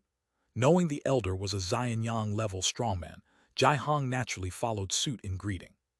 From Chen Kang, Junior Jia Hong, apprentice of advisor Chen Wan of Yanling County of Chen Kang. Seeing Kai Yuheng appraise him, Jia Hong quickly introduced himself. Disciple of Chen Wan, indeed a promising student from a renowned mentor. In my early years, I had dealings with your master several times. Many thanks to young brother for rescuing Shiken. I shall prepare a generous gift to visit and express my gratitude in person later on. Kai Hang looked incredibly solemn and disregarded the disparity in status, offering Jia Hong a slight bow in return. "Please, Elder, there's no need for such courtesy." A Xianyang-level strongman bowing to him scared Jia Hong considerably. As he hastily waved his hands to decline, his impression of Kai Yuheng and Kai Shiken improved significantly. Kai Yuheng, however, was indifferent, and after giving a dismissive wave, remembered something else and quickly asked Kai Shiken, "Kinner, I heard you joined the young prince's team. Kaifeng, Yuwen, Zhejiang, and Xian were they?" Seeing the somber look on his granddaughter's face, Kai Yuheng didn't finish his question, finding his answer within and sighed heavily. It was expected. At the beginning of the month, Prefectural Governor Yu Chuo personally drove away the mysterious ice-old monster. The four great commanderies dispatched 20 Xianyang levels to comb this region, but after half a month's search, they found only over 100 people. The same happened at Chenkang with just over 100 survivors as well. This trial was indeed a heavy loss for the two vassal towns. Listening to Kai Yuheng's words, the 6 people slightly furrowed their brows. More than a month ago, they had an inkling that many would die in this trial, reckoning at most 6 or 7 tenths, but hearing Kai Yuheng's words now, it seemed over 8 tenths perished, meaning more than 800 people. These more than 800 people weren't just common folk. They were the most talented disciples from the 4 commanderies and 3 cities of the Kai lineage, plus the best batch from the 6 clans of Kai Q. Though they were unclear of the situation at Chenkang, they assumed it was no different. I think they all perished in this inexplicable cold wave. Such a catastrophic loss meant the top talents of Kai Q and Chen, Kang vassal towns, nearly lost an entire generation. Kai Shiken first showed sorrow, but turning to see Su Zinger's worried expression, she immediately asked, "Grandfather, what's the situation at Genuine Camp?" Her father, Kai Tianzheng, was a colonel in the Silver Scale Army, so not only Su Zinger but Kai Shiken also fretted over the situation at Genuine Camp during this period. Hearing this question, Kai Yuheng's face immediately showed a hint of sorrow. Seeing her grandfather's expression, Kai Shiken immediately understood. Recalling her grandfather mentioning searching for her with only 2 uncles, her face turned pale. This year, the deceitful monsters of the Blood Miasma Plain launched a full counterattack. Both vassal towns fell into their trap. On the 3rd day, during daylight, the outer armies of the Miasma area and Genuine Camp were simultaneously attacked by the Beast Tide. The trial camp's 50,000 troops immediately went to assist Genuine, leaving trial disciples unattended. The Beast Tides at Genuine Camp and the Miasma area's periphery were vast and seemingly endless. Deploying troops from the vassal towns was too slow, forcing us to seek military aid from Chenkang. As Kai Yuheng narrated everything that happened a month and a half ago, Kai Shiken, Su Zinger and her siblings, along with Jia Hong, all understood. The Beast Tide was driven by the deceitful monsters. Believing in the principle of mutual survival, knowing the armies of Kai Q were encircled, Chen Kang immediately sent reinforcements. Yet the moment the reinforcements moved, they fell into the deceitful monsters' cunning trap.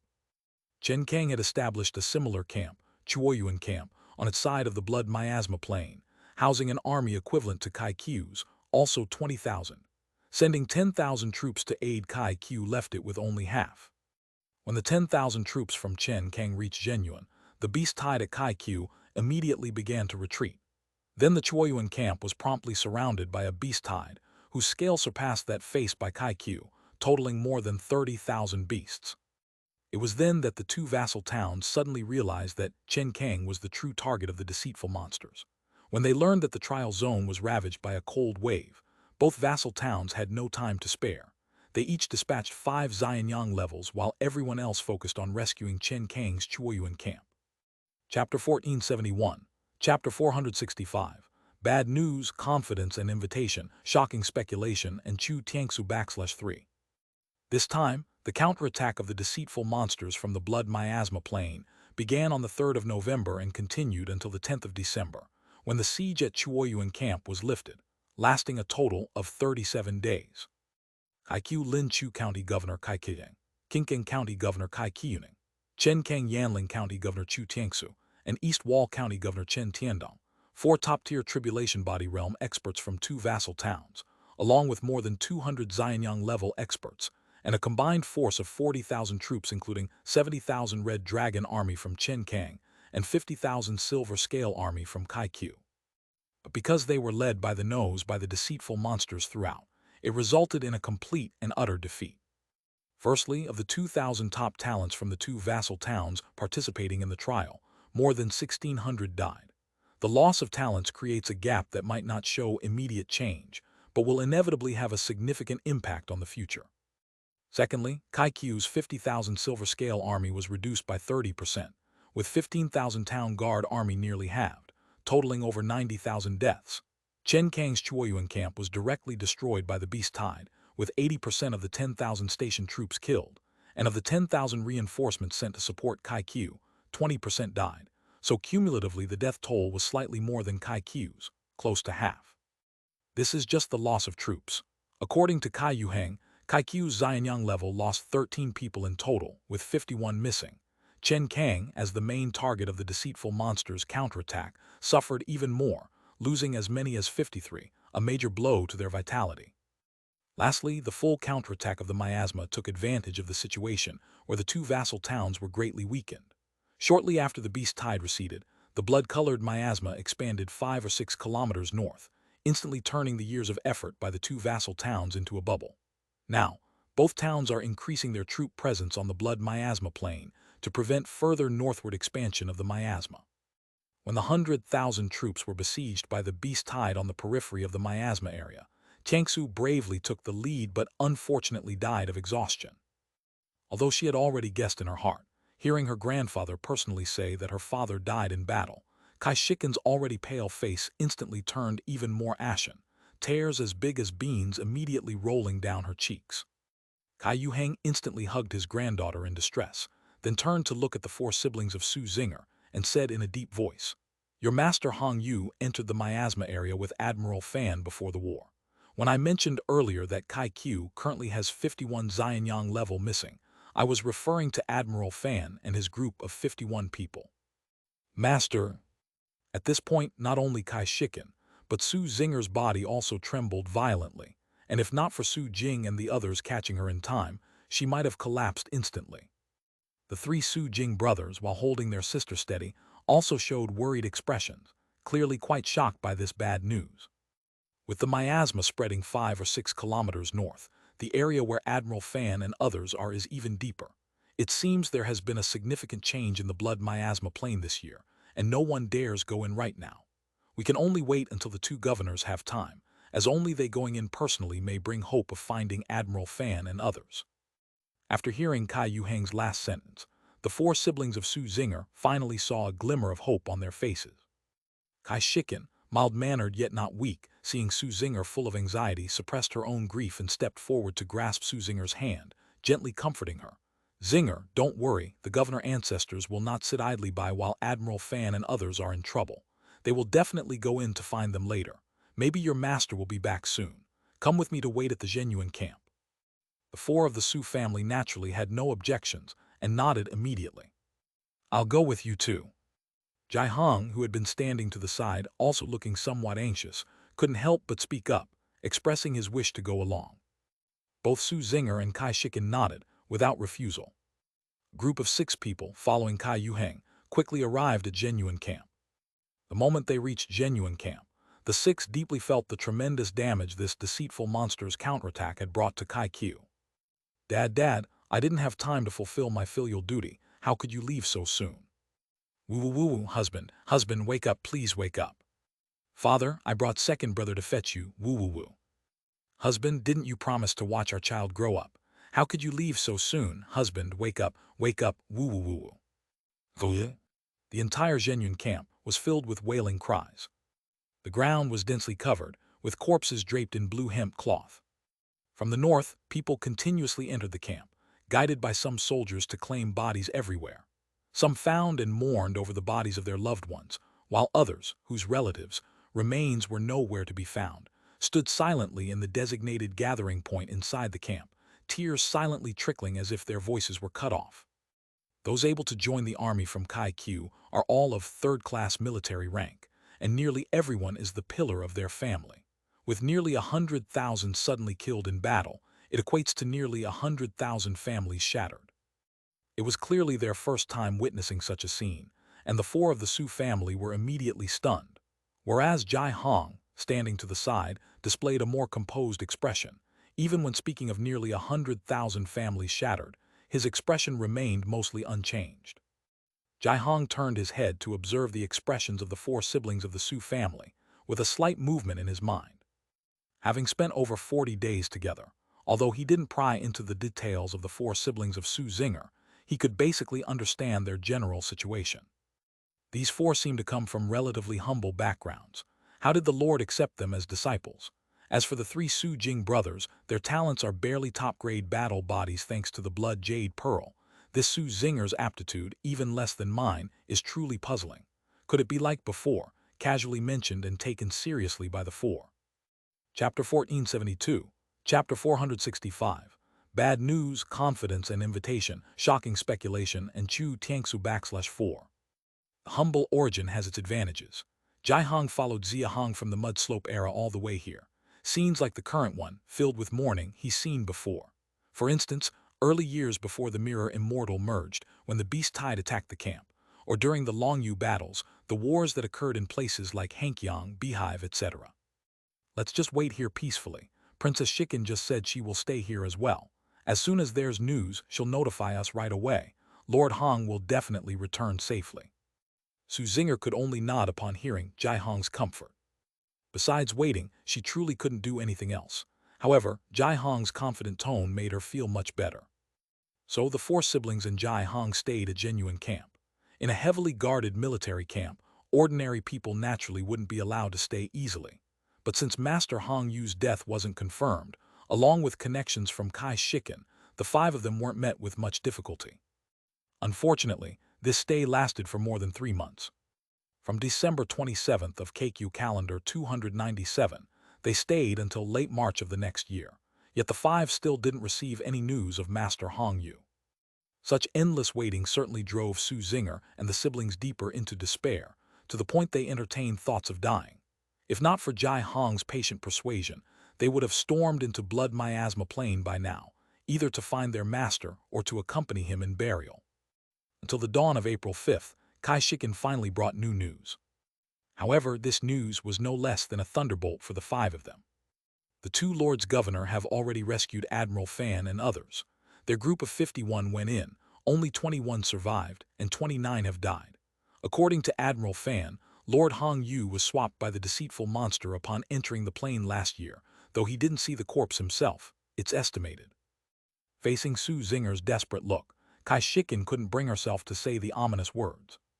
Even Xia Hong, who had been patiently comforting the siblings, couldn't stay calm upon hearing the news.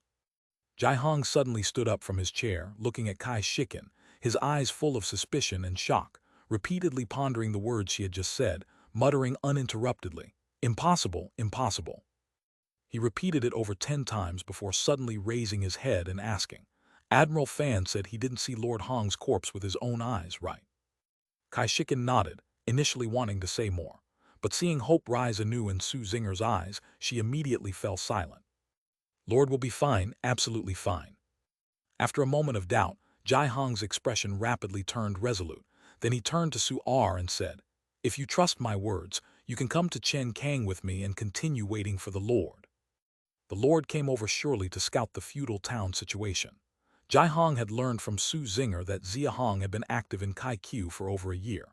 If he managed to escape from Blood Miasma Plain alive, he'd undoubtedly head to Chen Kang. Of course, Xia Hong couldn't say these things in front of Kai Shikin, so he could only use a determined tone to invite Su Zinger to Chen Kang. Su Zinger still appeared flustered, but, seeing the certainty in Xia Hong's eyes, after pondering for a bit, she nodded. Genuine Camp already confirmed that their master wouldn't return. Staying in Kai Q served them no purpose. Xia Hong clearly had deep ties with the master, so following him to Chen Kang might offer hope. Seeing that Su Zinger decided to leave, Kai Shikin was naturally full of reluctance.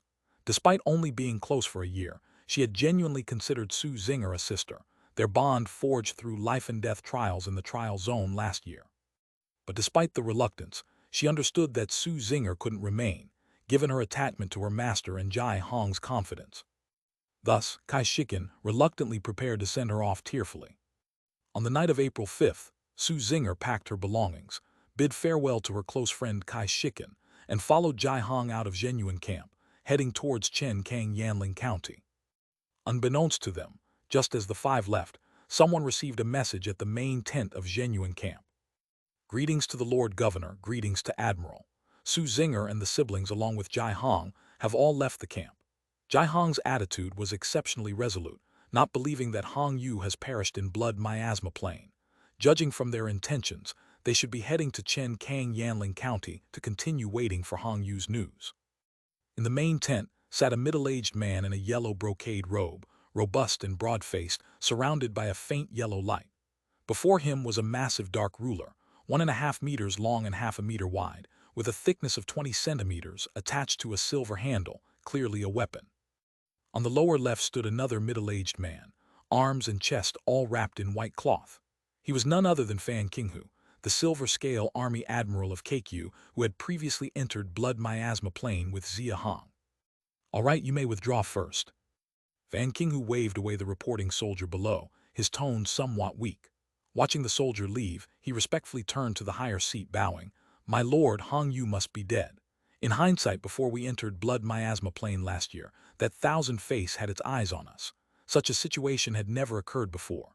According to subordinates' opinion, it's likely that Hong Yu brought over that thousand face." Chapter 1473. Chapter 465. Bad news, confidence and invitation, shocking suspicions, and Chu Tiangsu /5. As he spoke, he paused, and his face showed a hint of anger as he said, "That great Qin feudal town, it seems there is indeed something to it. Hong Yu must have provoked some powerful, deceitful monster, which he has led all the way to our Kaikyu. What use is it to dwell on this now?" The middle-aged man at the top spoke, his voice thick and heavy, like thunder interrupting Fan Qinghu. He then opened his eyes, a hint of doubt flashing in his pupils as he said, "Whether that great Qin feudal town is real or not doesn't matter anymore. I would rather hope it is true. If so, with Hong Prince dead in the blood miasma plain, the town will surely send people over, and by then maybe an additional strong support will appear." As he spoke, his face was filled with worry, shaking his head as he said, "Previously seeing the blood miasma plain space as 10 times the size of the outside world, I thought at most it was just a nightmare monster with an extremely clever trick. I didn't expect it could even control the flow of time freely. 1 day inside is 10 days outside." Fan Qinghu heard these words, and his heart trembled slightly. For no other reason than himself being an eyewitness to this 10 times speed of time flow. 3 days ago, when he and the others were rescued by Kai Qiyang, they suddenly heard it was now the 2nd day of April in the Kaikyu calendar year 298, leaving them momentarily stunned. In the miasma area, there is no day or night, but they are not novices in the wilderness and naturally have their own way of keeping time. Although they were made miserable by the thousand face in the miasma area, he remembered very clearly that from the night of November 2 last year when they entered the plain until they saw Kai Qiyang, they had been in the miasma area for at most half a month, if not less. They had been in the miasma area for less than 15 days, only to find that when they came out, almost 5 months had passed outside. Experiencing such an inconceivable event for the first time, Fan Qinghu and the others rescued from within found themselves stunned, even hardly fazed after learning later about this year's events in Kaikyu and Chen Kang being manipulated by deceitful monsters. The time flow rate within the miasma was 10 times faster than the outside world. If not for the personal experience, any other person would find it unbelievable. The strength of the deceitful monster behind the blood miasma plain is probably beyond anyone's imagination in Mo River. I have already sent people to report this to Lord Landgrave. Without taking care of the blood miasma plain soon, it will inevitably lead to a great disaster." Hearing this, Fan Qinghu nodded heavily and then thought of something, asking with a puzzled face, "That deceitful monster, it wouldn't speed up the flow of time for no reason. What does it aim for?" "What does it aim for?" Kai Qiyang murmured softly, then said in a low tone, "It's not just about speeding up the time flow." Pausing slightly, he continued, "In there, 1 day is indeed strictly speaking equal to 10 days. It's just that the blood-colored miasma is too profound and deceitful. Forget about you guys, even I find it hard to perceive its influence on time. Inside, 1 day still equals 10 days outside." Fan Qinghu heard this sentence, his eyebrows slightly furrowing as if he had caught onto something. After pondering for a moment, he quickly understood, and his expression shook violently as he looked up in shock. "Is that deceitful monster lacking time?" Following this logic, everything made perfect sense. Accelerating time flow, making 1 day inside equal to 10 days outside, clearly intending to let time pass more quickly. Deceitful monster awakening. After these 4 words popped into Fan Qinghu's mind, his face was instantly filled with seriousness. Deceitful monster awakening. This is nothing new in the feudal towns. Many unknown areas in the ice abyss hide various deceitful monsters and cold beasts. The weaker ones are not much, but encountering ones with strong or unimaginably powerful ones is an extremely terrifying disaster. These deceitful monsters, whether hidden, asleep, sealed, or for any myriad of reasons, are unable to awaken, needing a lot of time, a relatively common example among them. But they have encountered many deceitful monsters, being able to accelerate the passage of time on their own and affecting such a large area. This is a first for Kai Qiu, no, for the entire Mo River. The strength of this deceitful monster, above calamity level, maybe even more. Without the combined force of all in Mo River, it definitely won't be resolved, and even the 4 vassals joining hands might not suffice. Kai Qiang's low murmur made Fan Qinghu's eyes grow more serious, the joy of surviving the blood miasma plane instantly vanishing, leaving only worry and confusion on his face. Blood miasma plane, western region. This place is no different from the eastern environment. Blood-colored miasma fills the sky. Visibility around is extremely low. The mountains, the snow on the ground, the trees on the plain, and even the snowflakes falling from the sky are all dyed in a layer of blood, looking very eerie. In such an eerie environment, a team of uninvited guests suddenly arrived at the eastern slope of an unknown mountain.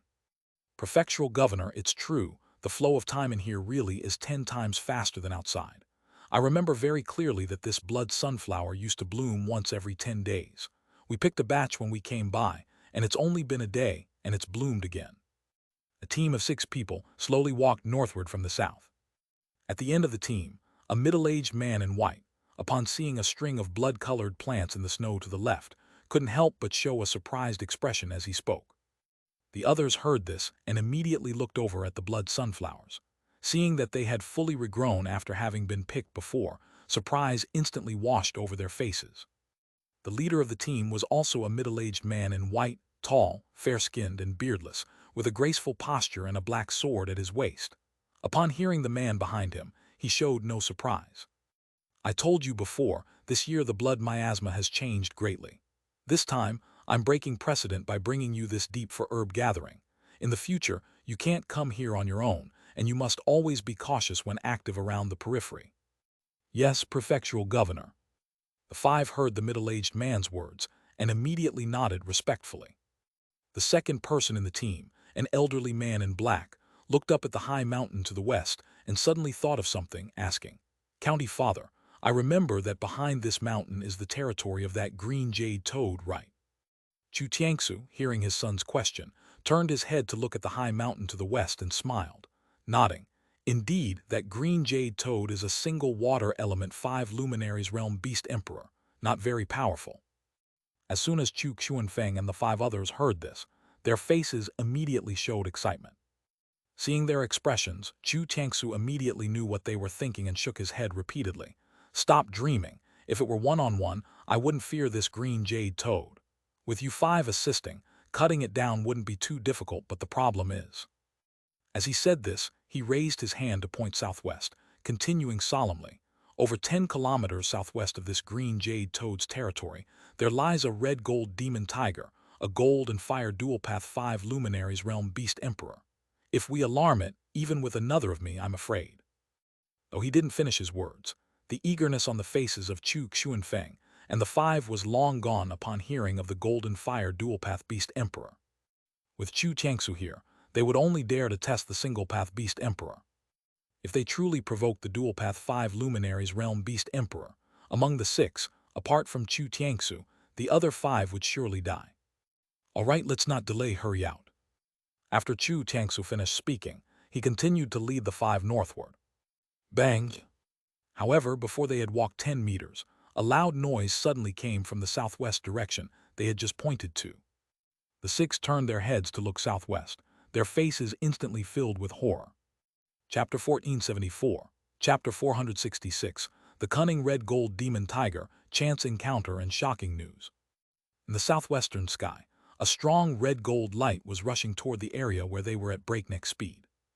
The visibility in the miasma area was very low, only about 100 meters for the Xianyang level, and about 1 mile for the tribulation body realm. By all accounts, that red-gold light was at least 10 kilometers away, yet everyone could see it clearly at a glance. Especially as it got closer, the outline of the light became clear first in Chu Tiangsu's eyes, and the fright in his pupils instantly grew several times stronger. It was a giant beast over 300 feet long, with a shoulder height of at least 150 feet, covered in a layer of flaming red fur densely packed like it was burning, with dazzling golden patterns all over, like a fiery Jin mountain suspended in midair. It was currently flying northward, like a moving wall, and because of its exaggerated shoulder height, its enormous tiger-like head could almost meet the towering peaks, so great that everyone couldn't make it out at first sight. It's the red-gold demon tiger, run. The first to see clearly was, of course, Chu Tiangsu, with his second-turn tribulation body realm cultivation. County Father, don't babble, run quickly, it can't kill me.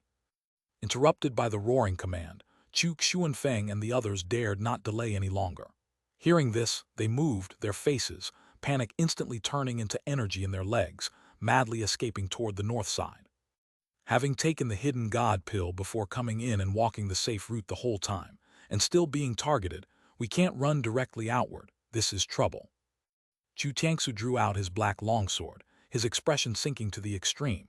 However, as the red-gold demon tiger got closer, upon seeing it clearly, the gloom on his face instantly transformed into bewilderment and disbelief. Is it running for its life? The red-gold demon tiger's left eye had been pierced by a sharp weapon, continuously bleeding. There were more than 10 deep sword scars on its face and neck. At this moment, its face was full of panic and distress, its limbs charged with tribulation chi frantically fleeing, leaving no trace of emperor-level cold beast's majesty. Seeing the relentless figure pursuing behind the red-gold demon tiger, the bewilderment on Chu Tiangsu's face quickly disappeared, replaced by profound shock and astonishment. The red-gold demon tiger was indeed running for its life. Behind it, a dark figure was pursuing with a black longsword in hand, the blade densely dotted with star points, its speed too fast, the sword chi it drew in midair as brilliant and dazzling as the Star River. Of course, even if the Star River sword chi was attractive, it wouldn't cause such a reaction in Chu Tiangsu. His intense reaction was because, behind that black figure, a dark red figure of over 7 feet hovered. Appearing with bone appearance phantom during combat signifies the Xianyang level having pushed the bone power to its extreme. Combined with the dark red bone appearance over 7 feet high and his perception, reaching an astonishing conclusion isn't difficult. Peak of Xianyang level this, how can it be? Chu Tiangsu was too shocked inside, along with being too far away, that he didn't carefully discern the bone appearance's specific form and directly concluded that person's cultivation. In his understanding, it could only be the peak of Xianyang level. A peak Xianyang level chasing the golden fire dual-path beast emperor, red-gold demon tiger. Using a sword, could it be the Heshuo sword god Li Wuji? The suspicion in Chu Tiangsu's eyes didn't last long. Seeing the red-gold demon tiger being less than 3 kilometers away, a hint of intention flashed across his face. Pulling out the black longsword at his waist, he suddenly flew into the air. Little brother, I'll assist you. A loud voice fell. Chu Tiangsu's black longsword pointed horizontally in midair. His body burst forth with a blue and red divine light, swelling rapidly to over 30 feet high, instantly transforming into a 100-meter-tall giant. In his hand, that black longsword also expanded proportionally with his body. A fierce blue cyclone rose behind him, the longsword suddenly thrusting forward, tearing the air, bringing a trail of starlight. Boom! The moment the starlight appeared, the blue cyclone exploded, the sparks instantly igniting, like a roaring fiery dragon that hit the red-gold demon tiger's head instantly under the force of the gale. Roar! Even though the red-gold demon tiger was blinded in the left eye, it didn't seem surprised at Chu Tiangsu's appearance, or rather, it intentionally ran this way. When the fiery dragon transformed from Chu Tiangsu's sword edge flew to its face, the red-gold demon tiger let out a roar, golden patterns on its body rapidly spreading. Instantly, its whole tiger body shone brightly. Clang! Blocked it! Chu Tiangsu's expression suddenly tensed, withdrawing his sword to turn and strike again, but an intense blaze, faster than him, surged forth. Boom! The blaze erupted from the magical tiger's surface. The magic tiger just spread the golden patterns over its body to block Chu Tiangsu's sword, the surface originally shining bright gold.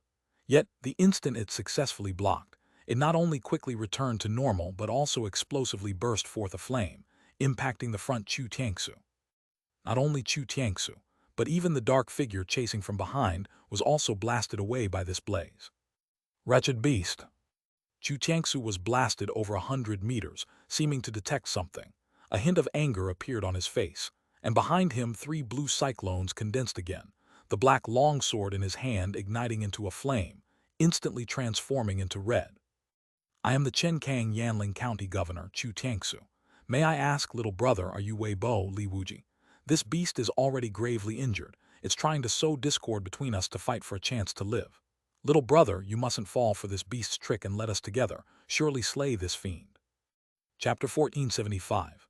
Chapter 466. The Cunning Red Gold Demon Tiger, Unexpected Encounter and Startling News, Part 2. The Red Gold Demon Tiger used flames to open itself. Not only Chu Tiangsu realized that the other had already noticed his presence, but also instantly understood why it was running toward him. It was already in a seriously injured state. Running elsewhere would eventually lead to being caught by the person behind, inevitable death. But running towards him, it seemed as if 2 people surrounded it, but in fact, it was randomly drawing someone into the fray to break the one-on-one situation and gain a slim chance of survival. Placing itself in a deadly situation to then survive, this demon tiger actually had such a way to break the predicament. As Chu Tiangsu reacted, he naturally immediately thought of a countermeasure, so he hurriedly opened his mouth to reveal his identity, while exposing the tiger's intention and inviting it to join forces. Phew! Unfortunately, that black silhouette stopped behind the demon tiger, neither responding nor making any subsequent movements. Therefore, 2 men and 1 tiger were stuck in a stalemate in midair. Seeing this scene, Chu Tiangsu's face instantly turned extremely grim. He had been inexplicably calculated by the demon tiger, not only failing to hunt the tiger, but also being resented by the other. Humph! Most annoyingly, the demon tiger knew it had successfully broken the deadlock, and actually first breathed toward Chu Tiangsu, its face full of mockery, seemingly sarcastically expressing gratitude to him. Roar! Then it turned to look at the black silhouette behind it, with only its remaining right tiger eye filled with mixed fear and hatred, roaring as if leaving a harsh word, then suddenly turning around, flying quickly toward the west. Ah, little brother, you! Watching the red gold demon tiger fly away in front of him, Chu Tiangsu's face was full of regret. Looking at the dark young man in front of him, his tone carried a hint of reproach.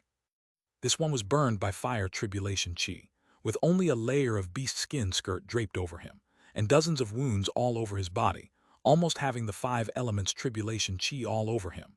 This person must have offended all the emperor-level cold beasts surrounding the blood miasma plane. Seeing the young man not speaking, Chu Tiangsu immediately scrutinized him, noticing the origin of his injuries, becoming astonished, just about to continue questioning whether he was Li Wuji, but the other side spoke first. May I trouble Governor Chu to tell me what day it is today, and where is the north? Hearing the young man's tone being quite impolite, Chu Tiangsu frowned slightly, but quickly realized that the other was blaming him for interfering with his hunt for the red gold demon tiger. Thinking that he indeed was inadvertently utilized by the tiger, he pressed down his inner discomfort, replied in a deep voice. Today should be the 8th of July, the north is there. When Chu Tiangsu stated the date and pointed out the general direction, seeing the young man's astonishment, his mind immediately raced, continuing, Brother Li, could you be from another place? Phew! He hadn't finished speaking, yet the young man directly flew northward. Weibo's disciple, so lacking in manners, humph. Chu Tiangsu stood in place in confusion for a long time, even with his good temperament. A hint of anger formed on his face at this moment. Watching the young man fly away, couldn't help but let out a cold snort. County father, he should not be Li Wuji. However, soon, the 5 people who had just dispersed to flee quickly returned. Chu Xuanfeng, who ran the closest, had obviously seen the young man just now. Hearing his father Chu Tiangsu's cold snort, immediately ran up to speak. Chu Tiangsu was stunned, then thought that his son had been to Weibo before, and indeed had met Li Wuji. His brows suddenly furrowed and asked, "Are you sure?" "Sure," Chu Xuanfeng answered confidently, then thought for a bit, suddenly remembered something, raised his head and exclaimed, "I remembered Star River Sword Chi, 2 years ago a Dakin princely heir, ranked 46 on the heavenly list. His sword was called the Shattered Star Sword, Star River Sword Chi. This is the unique phenomenon when this Hong Yu moves. Heavenly list, rank 46. How is that possible?" Chu Tiangsu shook his head at first, but soon thought of something, a trace of shock in his eyes, and said, "Matched up. 2 years ago when the deceitful monsters retaliated, Kai Qiu, Fan Qinghu and 51 others were trapped by deceitful monsters in the blood miasma plane, and among them was this Hong Yu. Later Kai Qiang rescued Fan Qinghu and others. At the time everyone thought this Hong Yu had died in the blood miasma plane with the others. It really matches. This person not only survived, but his strength has grown so strong. Rank 46 on the heavenly list, a Dakin princely heir." Regarding Hong Yu's matter, Chu Tiangsu had heard, though he didn't particularly care about those outside the top 10 of the heavenly list, but can't avoid descendants and those in the county mansion caring, so regarding this Dakin princely heir, he had some impression. Didn't die at the hands of deceitful monsters, and could chase after double 5 luminaries realm cold beast to hunt. This Hong prince's so-called Dakin background may indeed be true. Chu Tiangsu's pupils slightly narrowed, thinking of the direction the other side just went northward. His expression slightly shifted, said to Chu Xuanfeng and 5 people, "Let's go, hurry back." "I stayed inside for almost 2 years, how is that possible?" South of Chen, Kang Yanling County, north corner of Qingwu Village, inside an ordinary wooden house. Upon hearing the elderly man surnamed Zhang telling him that today was July 8th, year 299 of KQ calendar, Xia Hong was immediately stunned. "Master, you should soak in the tub first. The old one just happens to have 2 granddaughters. I'll let them come in to attend to you." Zhang Qinggu, noticing Xia Hong's astonishment, seemingly having no other thoughts, his eyes rolled. After speaking, seeing Xia Hong didn't respond, he quickly turned to the outside of the door and beckoned. "Xia Honger, come in quickly to attend to the Lord." Outside 2 young girls walked in quickly, both only with earth-digging realm cultivation, wearing ordinary linen gray clothing, naturally not very outstanding, yet in their youth, coupled with not having done rough work evidently, their skin appeared quite fair. The 2 girls, seeing Xia Hong in the tub unclothed, were clearly a bit shy, but recalling their grandfather's instructions, still mustered courage to step forward, picked up the cloth and began to scrub Xia Hong. "You?" Though Xia Hong's mind was in an extremely shocked state at this moment, what happened inside the house couldn't escape him. Seeing the 2 girls rushing forward, he initially intended to stop them, yet recalling Zhang Qinggu led him into the village the whole way, prepared clothes, brought hot water, all without revealing his news to anyone. He sighed slightly, simply closed his mouth and let the 2 girls bathe him. Given Zhang Qinggu saw him fly down from the sky firsthand, developing an attachment was not surprising. After all, it's just a small person's survival strategy. Since he had the ability, offering a hand was nothing major. The girl's scrubbing motion was very gentle, relieving the tension Xia Hong had internalized over 2 months.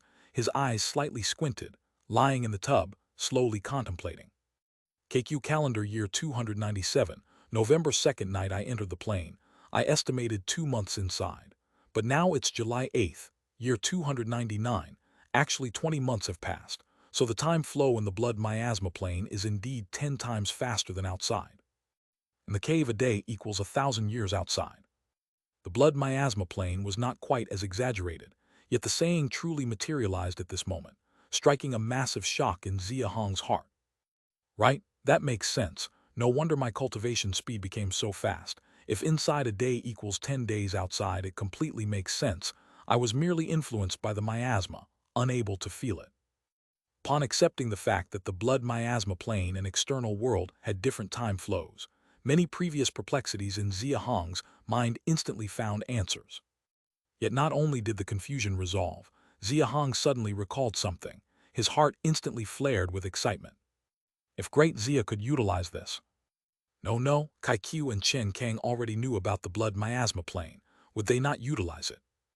Xia Hong's mind immediately conjured countless thoughts, then forcefully suppressed his inner excitement, calmly said, No rush, no rush. These matters must wait until I return to Xia City to discuss. The current priority is to inventory the past 2 months, no, the past 20 months of gains in the blood miasma plane. Speaking to this, Xia Hong slightly opened his eyes, turned his head towards the yellow mustard bag on the ground, his pupils filled with fervor. Chapter 1476, Chapter 467, Bountiful Harvest and Perfected Bones, Unexpected Delight, Rice and a Turnaround Opportunity. Sir, Jade will help you retrieve the bundle. As Xia Hong opened his eyes, the two girls immediately noticed. Seeing him staring at the bag upon opening his eyes, the girl on the left, Jade, who seems to be the older sister and evidently more astute, immediately walked over to help Xia Hong with it. But as she reached out, the scene instantly became awkward. The yellow bundle, which didn't look big, she tried with all her might more than a dozen times until her face turned red, yet she couldn't move it at all. Realizing that she couldn't lift it alone, she instinctively turned to call the other girl for help. Ha, don't waste your effort, just pass the strap to me. Xia Hong was amused by the girl's actions, laughed heartily before hooking his finger around the strap she handed over, then gave it a gentle pull. The yellow bundle, heavier than Mount Tai, was effortlessly pulled to the edge of the bathtub. Jade, who had been lifting it for half the day, saw this scene. Her pupils instantly widened, and she looked at Xia Hong with admiration in her eyes. This kind of gaze Xia Hong had seen many times before. Naturally, he didn't take it to heart. He slowly opened the bundle, carefully laying out the items inside one by one. The first things he pulled out were the bodies of 6 cold beasts, each with distinct forms. Three-headed wolf emperor, green-eyed fire Suani, blood jade Chuan Jiao, six-tailed divine fire fox, eight-armed mountain-shaking demon elephant, profound water cyan jade toad. 2 fire elements, 2 wood elements, 1 water walker, 1 earth walker, totaling 6 single-path 5 luminaries realm beast emperors. The effects of the bone-burning pill lasted a total of 3 days, and Xia Hong naturally wanted to maximize its usage. Merely slaying the wolf emperor and green-eyed fire Suani wasn't enough. He spent half a day slaying the fire Suani first, and over the subsequent 2 days, he slew 4 more single-path beast emperors. When he finally slew the profound water cyan jade toad, he noticed the prying of the red-gold demon tiger and acted immediately. It's a pity Chu Tiangsu intervened halfway. If he hadn't, I might have really had the chance to slay that red-gold demon tiger, the golden fire dual-path beast emperor.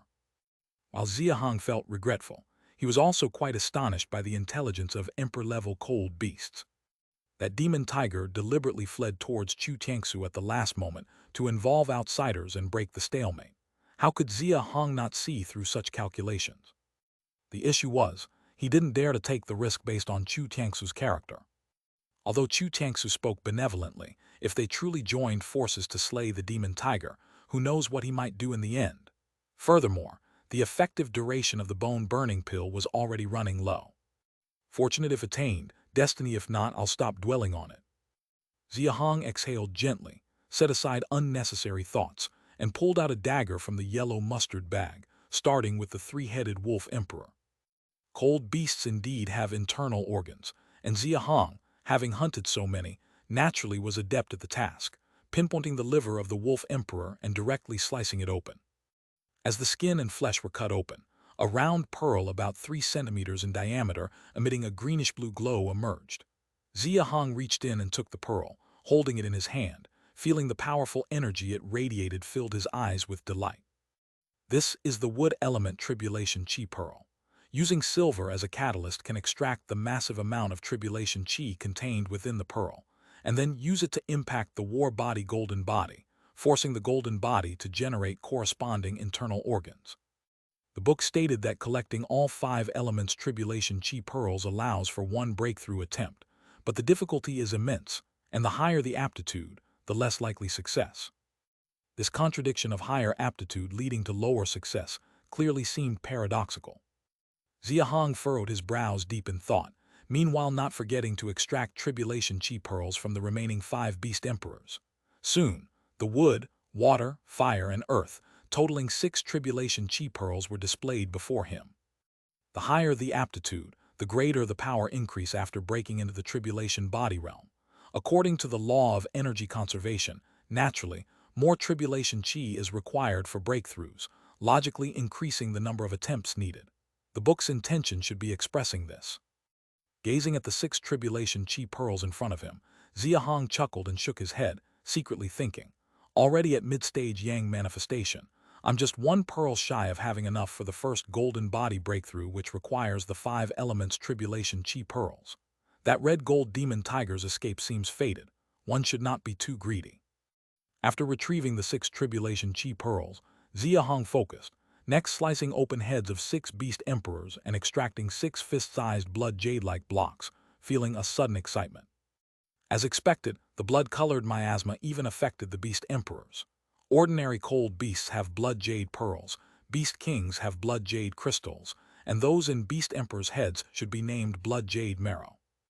Naming was secondary, but the key point was that blood jade pearls can compensate for skin and flesh deficiencies. Blood jade crystals can mend bone flaws. Then, what about this blood jade marrow? Xia Hong pinched the blood jade marrow, sensing its energy strength far surpassing the previous 2, promptly abandoning the thought of direct consumption. This definitely should not be consumed recklessly. I'll first take it back to Xia City to get it evaluated at the Alchemy Pavilion. Its use must vastly exceed the prior 2. Apparently thinking of something, Xia Hong immediately unfolded the yellow mustard bag. The yellow mustard bag was a compressed Sumeru space. Once the bundle was fully open, the items he randomly stuffed inside poured out in vivid colors, dazzling and illuminating the entire room.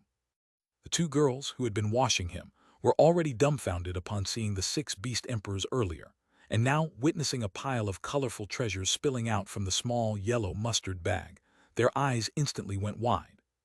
Chapter 1477, Chapter 467, Bumper Harvest and Perfected Bones, An Unexpected Surprise, Rice and a Turning Point /2. Although the 2 girls didn't have much experience and couldn't recognize what was in the bag, just from the appearance and the aura, it was enough for them to deduce its value. The 2 of them even forgot to continue scrubbing Xia Hong for a moment, freezing for more than 10 breaths before coming back to their senses and hurriedly lowering their heads to continue. Meanwhile, Xia Hong had already started sorting and cataloging the loot. Aside from the tribulation chi pearl and blood jade marrow, the beast emperor's flesh and fur weren't tainted by the blood-colored miasma, so they're extremely valuable and can be kept to bring back to Xia City. Aside from the 6 beast emperors, I also casually killed 14 iron bone corpse demons and slaughtered 25 beast kings. The bodies of the beast kings and corpse demons were too heavily tainted by the miasma and are highly poisonous, so they can only be discarded. But from them, I obtained a total of 39 pieces of blood jade crystal, and in addition gained over 4,000 high-quality blood jade pearls. In addition, I selectively harvested 78 types of vegetation in the depths. They should all have medicinal value. Once I return to Xia City and have them identified, they can be put to use. With the strong experience card active, Xia Hong could be said to have squeezed every last bit of value out of the place. Over the past 2 months, he hadn't just gone crazy hunting beast emperors and corpse demons. Whenever he encountered any special vegetation that he felt might have medicinal value, he would directly pluck it. Also, there are 50 Kinksun tree vines. Originally, there were 3 complete Kinksun tree seedlings with vines, but unfortunately the yellow mustard bag didn't have enough space. In order to load other things, I discarded 2 halfway and kept this one to bring back. Whether for research or to attempt transplantation, it should be enough. The total space of the yellow mustard bag was only 5 cubic meters. Being able to fit this much was already no easy feat. To be any greedier really wouldn't be appropriate. Of course, aside from these, the biggest gain is my bones. They've completely reached perfection. With mid-stage of Xianyang cultivation and 75 jun of strength, looking across the Mo River, there's no one who can compare to me, not even the top 3 on the heavenly list. Xia Hong used inner vision to look at the bones beneath his flesh and blood, a flash of excitement passing through his eyes. The bones within his body were still the same dark red, but they now carried a texture close to colored glaze, and the energy fluctuations emanating from within were several times more vast and majestic than before. Bone appearance height of 7 Zhang 8. Over the past 2 months, although my cultivation has increased a lot, it hasn't brought any boost in actual combat strength. All of my power-up came from my bones reaching perfection. Next, if I want to increase my strength, I can only find ways through the washing marrow pill and the 12 blood scripture skills, but that can only give small improvements. If I really want a large boost, I still need to break through to late-stage Xianyang as soon as possible. After pondering for a moment, Xia Hong suddenly sensed something. His expression first sank slightly, then he focused his attention on the patterns on his bones, and his expression instantly froze. On the outside of his bones was wrapped a layer of mysterious lines like molten lava. This was the original source of the name, bone burning. Yet at this moment, that layer of lines on the outside of his bones, apart from being a little deeper than before, actually showed no other changes. This bewilderment instantly spread across Xia Hong's face. His expression had suddenly darkened just now, because he had noticed that the medicinal effect of the bone-burning pill had completely worn off, so he wanted to see what changes his bones had actually undergone.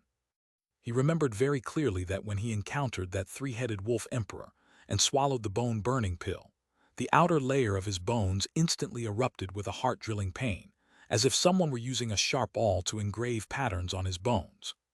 So naturally, after the medicinal effect completely passed, the exterior of his bones should definitely have changed. Dan poison and the consumption of the bones, back when he bought the bone-burning pill, that person from the treasure pavilion in Qinghua City had explained it very clearly. But now, let alone Dan poison, even his bones didn't show any sign of being consumed. The only change was that the original layer of lines on his bones had deepened. Bone-burning pill, bone burning. There can't really be such a coincidence, right? Looking at the lines on his bones that were a few shades deeper than before, Xia Hong's expression shifted from initial disbelief to growing delight, doubt, and confusion, until in the end his expression became extraordinarily colorful. So-called bone-burning pill is to engrave lines on the bones, thereby forcing the bones to erupt with stronger power. And my bone-burning physique originally comes with melting patterns, so the bone-burning pill merely deepened the existing lines. As for Dan poison and negative side effects, they don't exist for me at all. By the time Xia Hong reached this guess, his eyes were filled with wild joy and a trembling excitement. He even couldn't help feeling his mouth go dry. No, these are all just guesses. I can't take them as fact. The key is to get a few more bone-burning pills to test it. Back in the plane, I focused single-mindedly on hunting beast emperors and never carefully examined the precise condition of my bones. I'll bring a few back to Xia City and have Cheng Feng lead people to research them. Then I'll know. When he'd first bought the bone-burning pill, Xia Hong had simply thought it was a coincidence. He hadn't expected that now it would bring him such a huge surprise. The moment he swallowed the bone-burning pill on the blood miasma plane, he had already mentally prepared himself to endure the effects of Dan poison on his body for the next 10 years, and to have his cultivation speed slow down for the following 20 years. Now, realizing that he'd panicked for nothing, the joy in his heart was self-evident.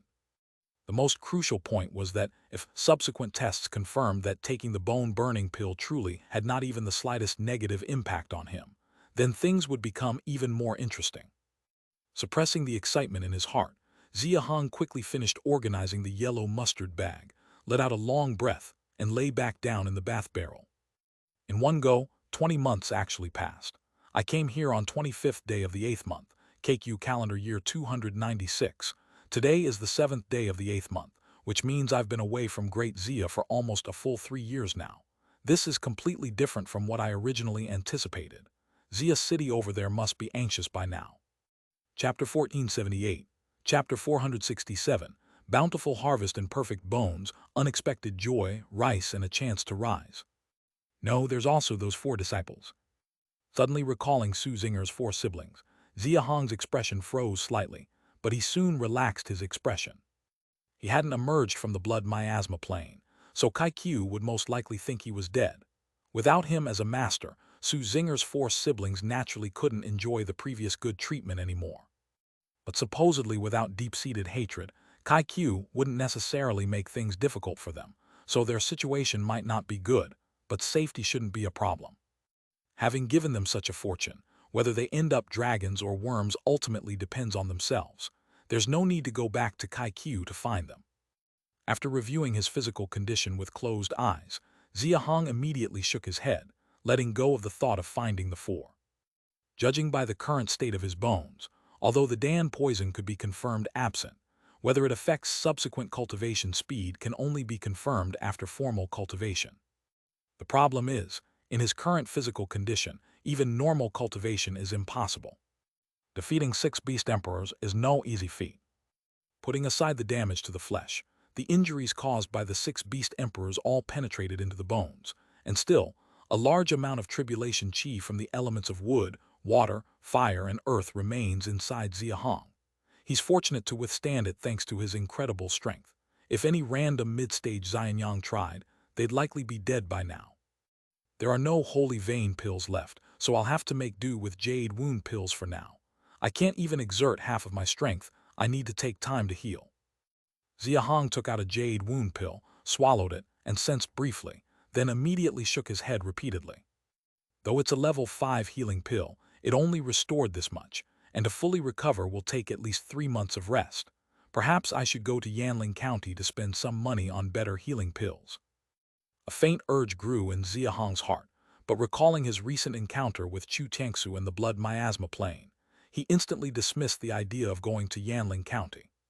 Safety first, lacking strength, it's better not to roam aimlessly. Oh! Thinking of spending money on medicine, Xia Hong suddenly remembered something and quickly retrieved a silver invitation card from the yellow mustard bag. The card was precisely the invitation to Yang City he had received 2 years ago at the Lin Chu County mansion. 2 years ago the invitation, that's completely missed now. He remembered very clearly. The opening date written on the Yang City invitation card was December 9th of KQ calendar year 297. Nearly 2 years have passed, so of course, it is considered completely missed. Xia Hong gently shook his head, slightly disappointed as he opened the invitation card. Upon seeing it, he was instantly stunned. This year's Yang City will officially open on December 25th. Please keep the invitation safe. The entry secret method will automatically appear, and those interested in entering can follow the secret method to enter. Yang City has a large number of washing marrow pills, top-grade bone-shedding pills, and other various treasures for sale. The 2 lines of text on the card were almost identical to what he saw 2 years ago. However, the date had changed. I couldn't have remembered wrong. It was definitely December 9th, meaning the market date changed on its own, so as long as I don't use this invitation, it will always exist and even alter the date based on each year's specific market opening time. This is indeed a bit magical. Xia Hong gazed at the invitation card, with continual surprise in his eyes. 2 years ago, upon receiving the invitation, he immediately tested it with solidified fire oil and yellow candle, revealing no trace of deceitful object energy. Just right, take a look and see what's really going on. Xia Hong put away the invitation card and quickly finalized the next plan. Qingwu Village, judging by personnel composition, should be Chenkang Slave Village, 60 kilometers south of Blood Miasma Plain and over 70 kilometers from the Yanling County. First, recover from injuries here, then stealthily enter Yanling County to take a look. As the plan was settled, the blood crust and necrotic skin membrane on Xia Hong finally were scrubbed clean. The 2 busy young girls breathed a sigh of relief at this moment, but upon lowering their heads to look at Xia Hong lying in the bath barrel, the admiration and passion in their eyes were noticeably more blatant than before. When Xia Hong first arrived, he was only clothed in a piece of beast skin. Not only was his hair a tangled mess, but he was also covered in filth all over, with more than a dozen scars visible, and any unmarred area was entirely blood-crusted. It was impossible to find a patch of intact skin. That wretched and disheveled appearance was beyond description, truly like a severely injured beggar near death. But now, after washing off the grime, he was transformed instantly. Underneath Xia Hong's blood crust was skin delicate and fair like a newborn, but sadly this delicacy was marred by dozens of differently colored terrifying scars, provoking inexplicable heartache seeing it. The water level just covered his solid chest, and his wet, yet unarranged, ink-colored long hair clung to the barrel edge, with strands sticking to the sides of his slender neck, further accentuating skin like jade. Water drops slid down his sharp jawline, along the curve of his collarbone and into the water. His face appeared to be in his early 20s. With such handsome features it made one hold their breath. Sword-like eyebrows flew to the temples, a nose high as peaks, lips thin yet distinctly lined, resembling a piece of art meticulously crafted by heaven. Although being handsome was secondary. Most captivating was the half-closed eyes. Despite having long lashes damp with moisture, those eyes held in dominating confidence, capable of seeing through everything, and a piercing sharpness that still shot out from time to time, making the two girls slightly nervous. One look caused them to lower their gaze in submission. Chapter 1479, Chapter 467, Bumper Harvest and Bone Tempering, Unexpected Joy, Rice and the Chance to Turn the Tables. Are you two sisters? What are your names? How old are you this year? Xia Hong asked twice in succession, seeing the two women still standing motionless in a daze. He shook his head helplessly and raised his voice slightly. The two finally snapped back to reality and hurriedly knelt down. Reporting to my lord, my name is Zhang Yuzhu. I am the elder sister, 17 years old this year. Reporting to my lord, my name is Zhang Yuhong, 16 years old this year. Hearing the ages of the two women, Xia Hong shook his head and, after thinking for a moment, took out a small red porcelain bottle from the yellow mustard bag and gently tossed it into the hands of the elder sister Zhang Yuzhu. This is called a blood spirit pill. There are 50 pieces in total inside. You are just a little short of the 30,000 jin limit of basic strength, so don't use it for now. Saying this, Xia Hong paused and sliced 2 finger-thick strips of meat from the 3 beasts wolf emperor and tossed them into the hands of the two, continuing, "These 2 pieces of meat are not for you to eat. With your current cultivation level, eating them will surely cause your bodies to explode and die. Instead, use them to make a pot of soup every day, drinking it little by little. It shouldn't take more than a few days to reach the earth-digging realm limit. Then you can use the blood spirit pill I gave you to reshape your skin membrane. Thank you for your reward, my lord." Kneeling on the ground, the Zhang sisters' expressions became extremely excited when they heard Xia Hong's instructions. Exchanging glances, they immediately began kowtowing in thanks. "All right, don't kowtow for now. I have something to ask you." But before they had kowtowed twice, Xia Hong interrupted them. This habit of kowtowing at every turn is also a characteristic of the Mo River. Xia Hong shook his head and asked, "This village of yours, it should be a slave village, right? Is it managed by the subordinate bureau of Yanling County?" Zhang Yuzhu immediately nodded. "What is that large brown area to the west of the village?" "A brown area." Hearing this question, Zhang Yuzhu was suddenly full of confusion. It was the younger sister Zhang Yuhong who seemed to recall something, leaning over and whispering, "Sister, the Lord is probably talking about the rice field." Only then did Zhang Yuzhu realize and hurriedly replied, "Reporting to my lord, that brown area is the rice field. Together with more than a dozen other slave villages, we are responsible for cultivating rice there." Hearing her answer, Xia Hong's eyes suddenly lit up. So that's it. He didn't come to Qingwu village without reason.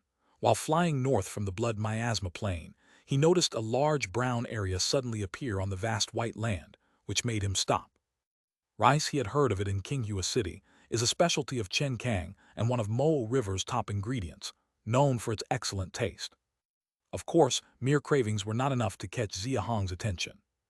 Mainly because the food made from rice can enhance one's vitality, even more effectively than beast meat.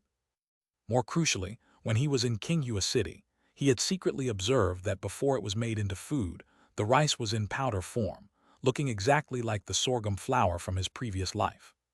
Rice itself is a synonym for sorghum. This could not help but make Xia Hong suspect that Chenkang has the capability to grow grain.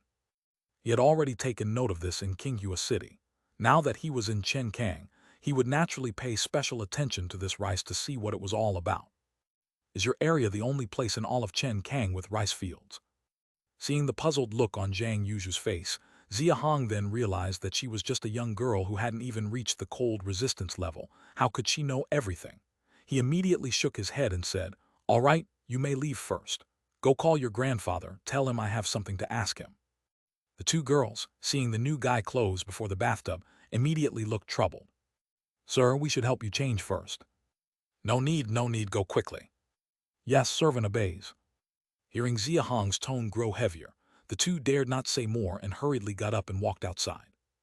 Only then did Xia Hong slowly stand up, quickly putting on that somewhat prickly azure guy clothes. After putting it on, he touched the fabric, a faint smile rising in his eyes. "How long has it been since I wore such clothes? Almost 10 years. Grandfather, these are the pills and beast meat that the Lord bestowed upon us." In a small house beside the main room of Zhang's courtyard. Seeing the red small porcelain bottle and 2 top-grade pieces of beast meat as clear as jade and glass placed on the table by the 2 granddaughters, and hearing them explain the uses of the meat and pills, The elderly face of Zhang Qinggu instantly flushed with redness.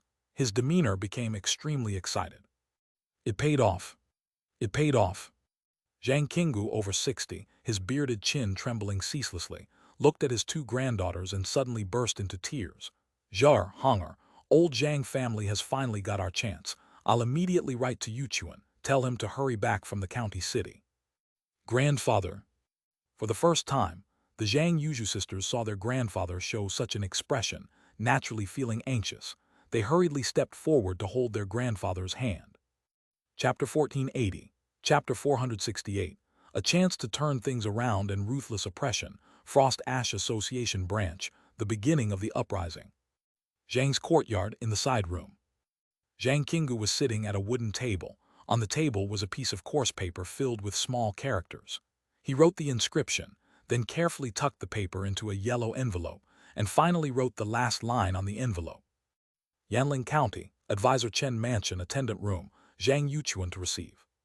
After writing the recipient's name, Zhang Qinggu took a deep breath, recalling the entire process of answering Xia Hong's questions in the main house. On his aged face, a blush resurfaced, and his pupils were filled with excitement. This year, he was already 67 years old. According to normal cold resistance level life expectancy, there were still about 30 years to live. But that's under normal circumstances. He, a slave since childhood, has lived in Qingwu village, endlessly collecting, mining, hunting, and farming over the years. Without receiving adequate resource supply, his body had long been overburdened. According to his estimate, he probably has only 7 or 8 years left to live. 28 years ago, I risked my old life to serve as cold beast bait for the subordinate bureau, relying on the reward to break through the cold resistance level, not only successfully extending life, but also shedding lowly status, entering slave status. Thus was able to build a solitary courtyard in the village, marry and give birth to 2 sons. After decades of diligent work, the eldest son Xia Hong and the younger son Mountain River grew up, married, and had children, giving our old Zhang family 3 grandsons and granddaughters.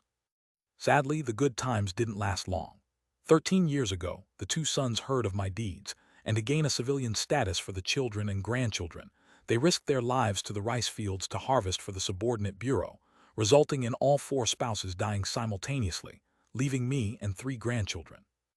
Now all 3 young grandchildren have grown up. Who would have thought? Who would have thought heaven would be so favorable, giving our old Zhang family another chance to change fate? Suppressing the excitement in his heart, Zhang Qinggu said in a low voice after these words. He turned his head towards the main house and continued. As long as the adults fancy Xia and Hong and are willing to buy their slave status and keep them by their side, the 2 granddaughters will have a future path. Yuchuan has better aptitude than they do, staying in the county city as a servant in a prestigious household. It appears glamorous but is ultimately a masterless slave, with no future prospects. It's better to come back to meet this adult. If all 3 siblings could be favored, then no need to spend a lifetime like the old man, lingering in this slave village with no chance of turning over. Zhang Qinggu was unwilling to be ordinary when he was young. Otherwise, he wouldn't have risked his life to be cold beast bait. It could be said his entire life he worked hard to turn his fate, both for himself and his family, influencing his 2 sons as well. Unfortunately, the 2 sons did not have the same luck as he did, ending up with a double tragedy. But even so, Zhang Qinggu never gave up the idea of changing fate. From a year ago, he spared no expense of over 5,000 silver to clear all connections, painstakingly sending the eldest grandson to the county city advisor mansion as a servant, which can be seen. The people of Slave Village supposedly should not own private property, but there are policies above and countermeasures below. Secondly, subordinate bureau probably harbors some thoughts of giving the people of Slave Village a little hope, usually turning a blind eye. So most people, as long as diligent and steady, can save some money. But the amount, naturally, cannot be too much. More than 5,000 silver, which Zhang Qinggu had saved his whole life, painstakingly accumulating bit by bit. You should know, his late-stage cold resistance cultivation, 6 main strength. The cost to shed slave status is only 3,000 silver. The 2 granddaughters only have earth-digging realm cultivation. The cost to shed status is lower, only need 500 silver. It's said with this silver, he could have directly shed his slave status, and because his strength already has 5 manes, meeting the standard to enter civilian, only needing to pay a very low fee, could shed slave status, becoming a common person of Chenkang. The problem is he's so old, what use is entering civilian?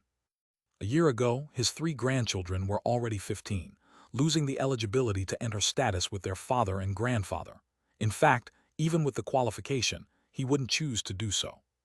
Once entering civilian, everything originally owned by Slave Village would be reclaimed by the subordinate bureau, including this courtyard he spent half a lifetime building. Additionally, unable to live in Slave Village, must find his path elsewhere. He, a 60 or 70-year-old old man, taking 3 grandchildren with earth-digging realm cultivation, where could he find a way out? Going to the county city is one way, but the mountains are high and roads are distant. Whether they can reach it is another matter, like them grandfather and grandchildren, with no foundation and no strength. Even if they reach county city, they can't possibly live any decent life. The tax standard for civilian status is 50 silver per month. Once payment is missed for 3 consecutive months, the registration book will be immediately reclaimed, falling back to lowly status, then can only engage in lowly occupations. Silver, which took Zhang Qinggu a lifetime to accumulate, 50 silver monthly tax for him is harder than ascending to heaven, not to mention adding 3 grandchildren. That's 200 silver, which is impossible. Now nearly 70, naturally he has no ambition like when he was young, no longer holds hope for his future, but 3 grandchildren are different. The eldest grandson Yuchuan is only 19, the 2 granddaughters even younger. They are still young, have a broad future. So after much deliberation, Zhang Qinggu finally gave up shedding status, decided to use this over 5,000 silver for a good path for his eldest grandson. Naturally, sending him to County City Advisor Mansion as a servant.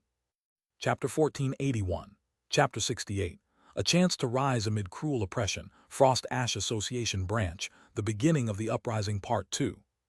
The slave servant still appeared as one with slave status, but compared to those living in the slave village, whether in living conditions or future prospects, it was a world apart. Especially serving as a servant in a noble household, even what flows from the owner's nail crevices can benefit you endlessly. Sometimes, a step to the sky is just a matter of a word from the owner. His elder grandson, Zhang Yuchuan, has a resolute character, agile mind, and is skillful in navigating situations. Most importantly, his talent is not lacking either. He broke through the earth-digging realm limit at 15 and began reshaping his skin with beast blood. Restricted by resource supply, his basic strength reached over 90,000 pounds at 17, yet he hadn't broken through. At that time, Zhang Qinggu knew that the old Zhang family had finally produced a genius. The elder grandson's battle body talent is conservatively estimated to be superior, and it might even be a top-grade battle body. Such astounding talent, combined with his shrewd disposition, was the core reason Zhang spent a fortune to send him to a noble household in the county city as a servant. Over the past year or so, his elder grandson indeed did not disappoint him. He sends a letter back every 3 months, and as per the latest letter, he had just broken through to the cold resistance level with superior battle body talent, his strength reaching 2.8 manes, and now served as a close servant to the noble son in the mansion. Now, he is a first-class servant, with a monthly salary as high as 30 taels. Zhang Qinggu is lacking in strength but has profound experience from his years. He once held dreams of making a name for himself and ventured to the Yanling County city for a few years, so he knows well that in a noble abode like the Chen Mansion, even the servants are ranked into 7 levels. First-class servants are typically the close aides of the mansion's nobles, equivalent to confidants of the master. In many people's eyes, this is no different from making a name for oneself. Ever since the news of the elder grandson becoming a first-class servant at the Chen Mansion reached Qingwu Village, people from the subordinate bureau began to treat him more politely. Those filthy people who previously liked to harass his 2 granddaughters also collected their vile intentions. Yuchuan will continue staying at the Chen Mansion, and his future holds potential, but ultimately it depends on the master's favor. Let him take leave and try his luck. Even if it fails, he can return to the Chen Mansion later. Regardless of how prestigious the noble son at the Chen Mansion is, he absolutely cannot compare to this Lord Hong. During the recent inquiry at the main house, Zhang Qinggu had learned the unexpected gentleman he bumped into was named Hong Yu. The name is secondary. The key is Zhang Qinggu clearly remembered that while he was gathering in the snow forest last night, Hong Yu flew to him with sky control. Sky control is a major ability that only a Xianyang-level expert possesses. The Master Chen, Lord Advisor Chen in the Chen Mansion, also merely has Xianyang-level cultivation. If able to align with this Lord Hong, Yuchuan, Zhair, and Honger's future potential is limitless. Zhang Qinggu was deeply moved, seeing that it was already daylight outside. He quickly tucked the envelope into his chest and headed toward the village's subordinate bureau. All around Chenkang, subordinate bureaus had messengers set up. The messenger would periodically travel according to the distance, all letters needed passing through them. The cost is usually calculated by distance, the minimum being 3 taels of silver, and for special expedited situations, one needs to pay extra. In the entire Qingwu village, there hadn't been a single expedited letter in years.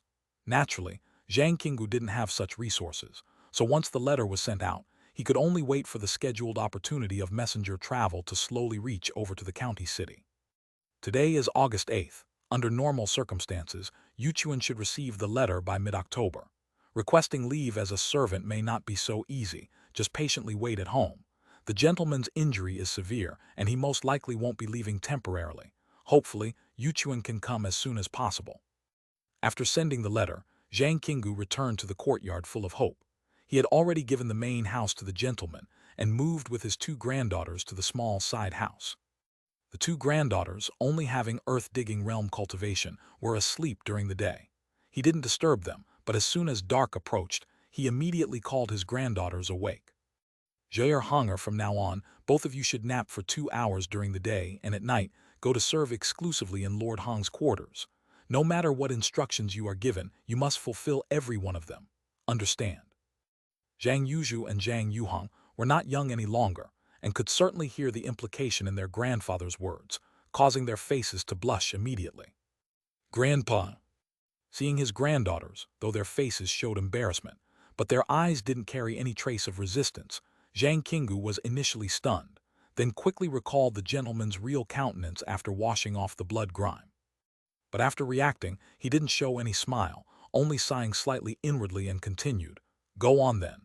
Whether you can seize the opportunity is now up to you too." Understanding the weight in their grandfather's voice, the sisters nodded. As the elder sister Zhang Yuzhu thought of something, she whispered, "Grandpa, lately there has been preparation for the rice harvest. In 5 days, it's our shift to attend to the rice field over there and cook for others. For the gentlemen. Don't worry, I just returned from the subordinate bureau, and I've already arranged leave for both of you. No need to go for the next 2 months." Hearing they didn't need to go to the rice field brought immediate joy to the faces of the sisters. "Your elder brother is doing well in the county city. People from the subordinate bureau dare not offend me. It's quite easy to arrange leave for you too." Upon hearing their grandfather mention their elder brother, the sisters' faces were full of pride. The younger sister Zhang Yuhong, showing longing, asked, "Grandpa, it has been almost 2 years since elder brother left home. Didn't you say last night you'd write to him to return? When will he come back to see us?"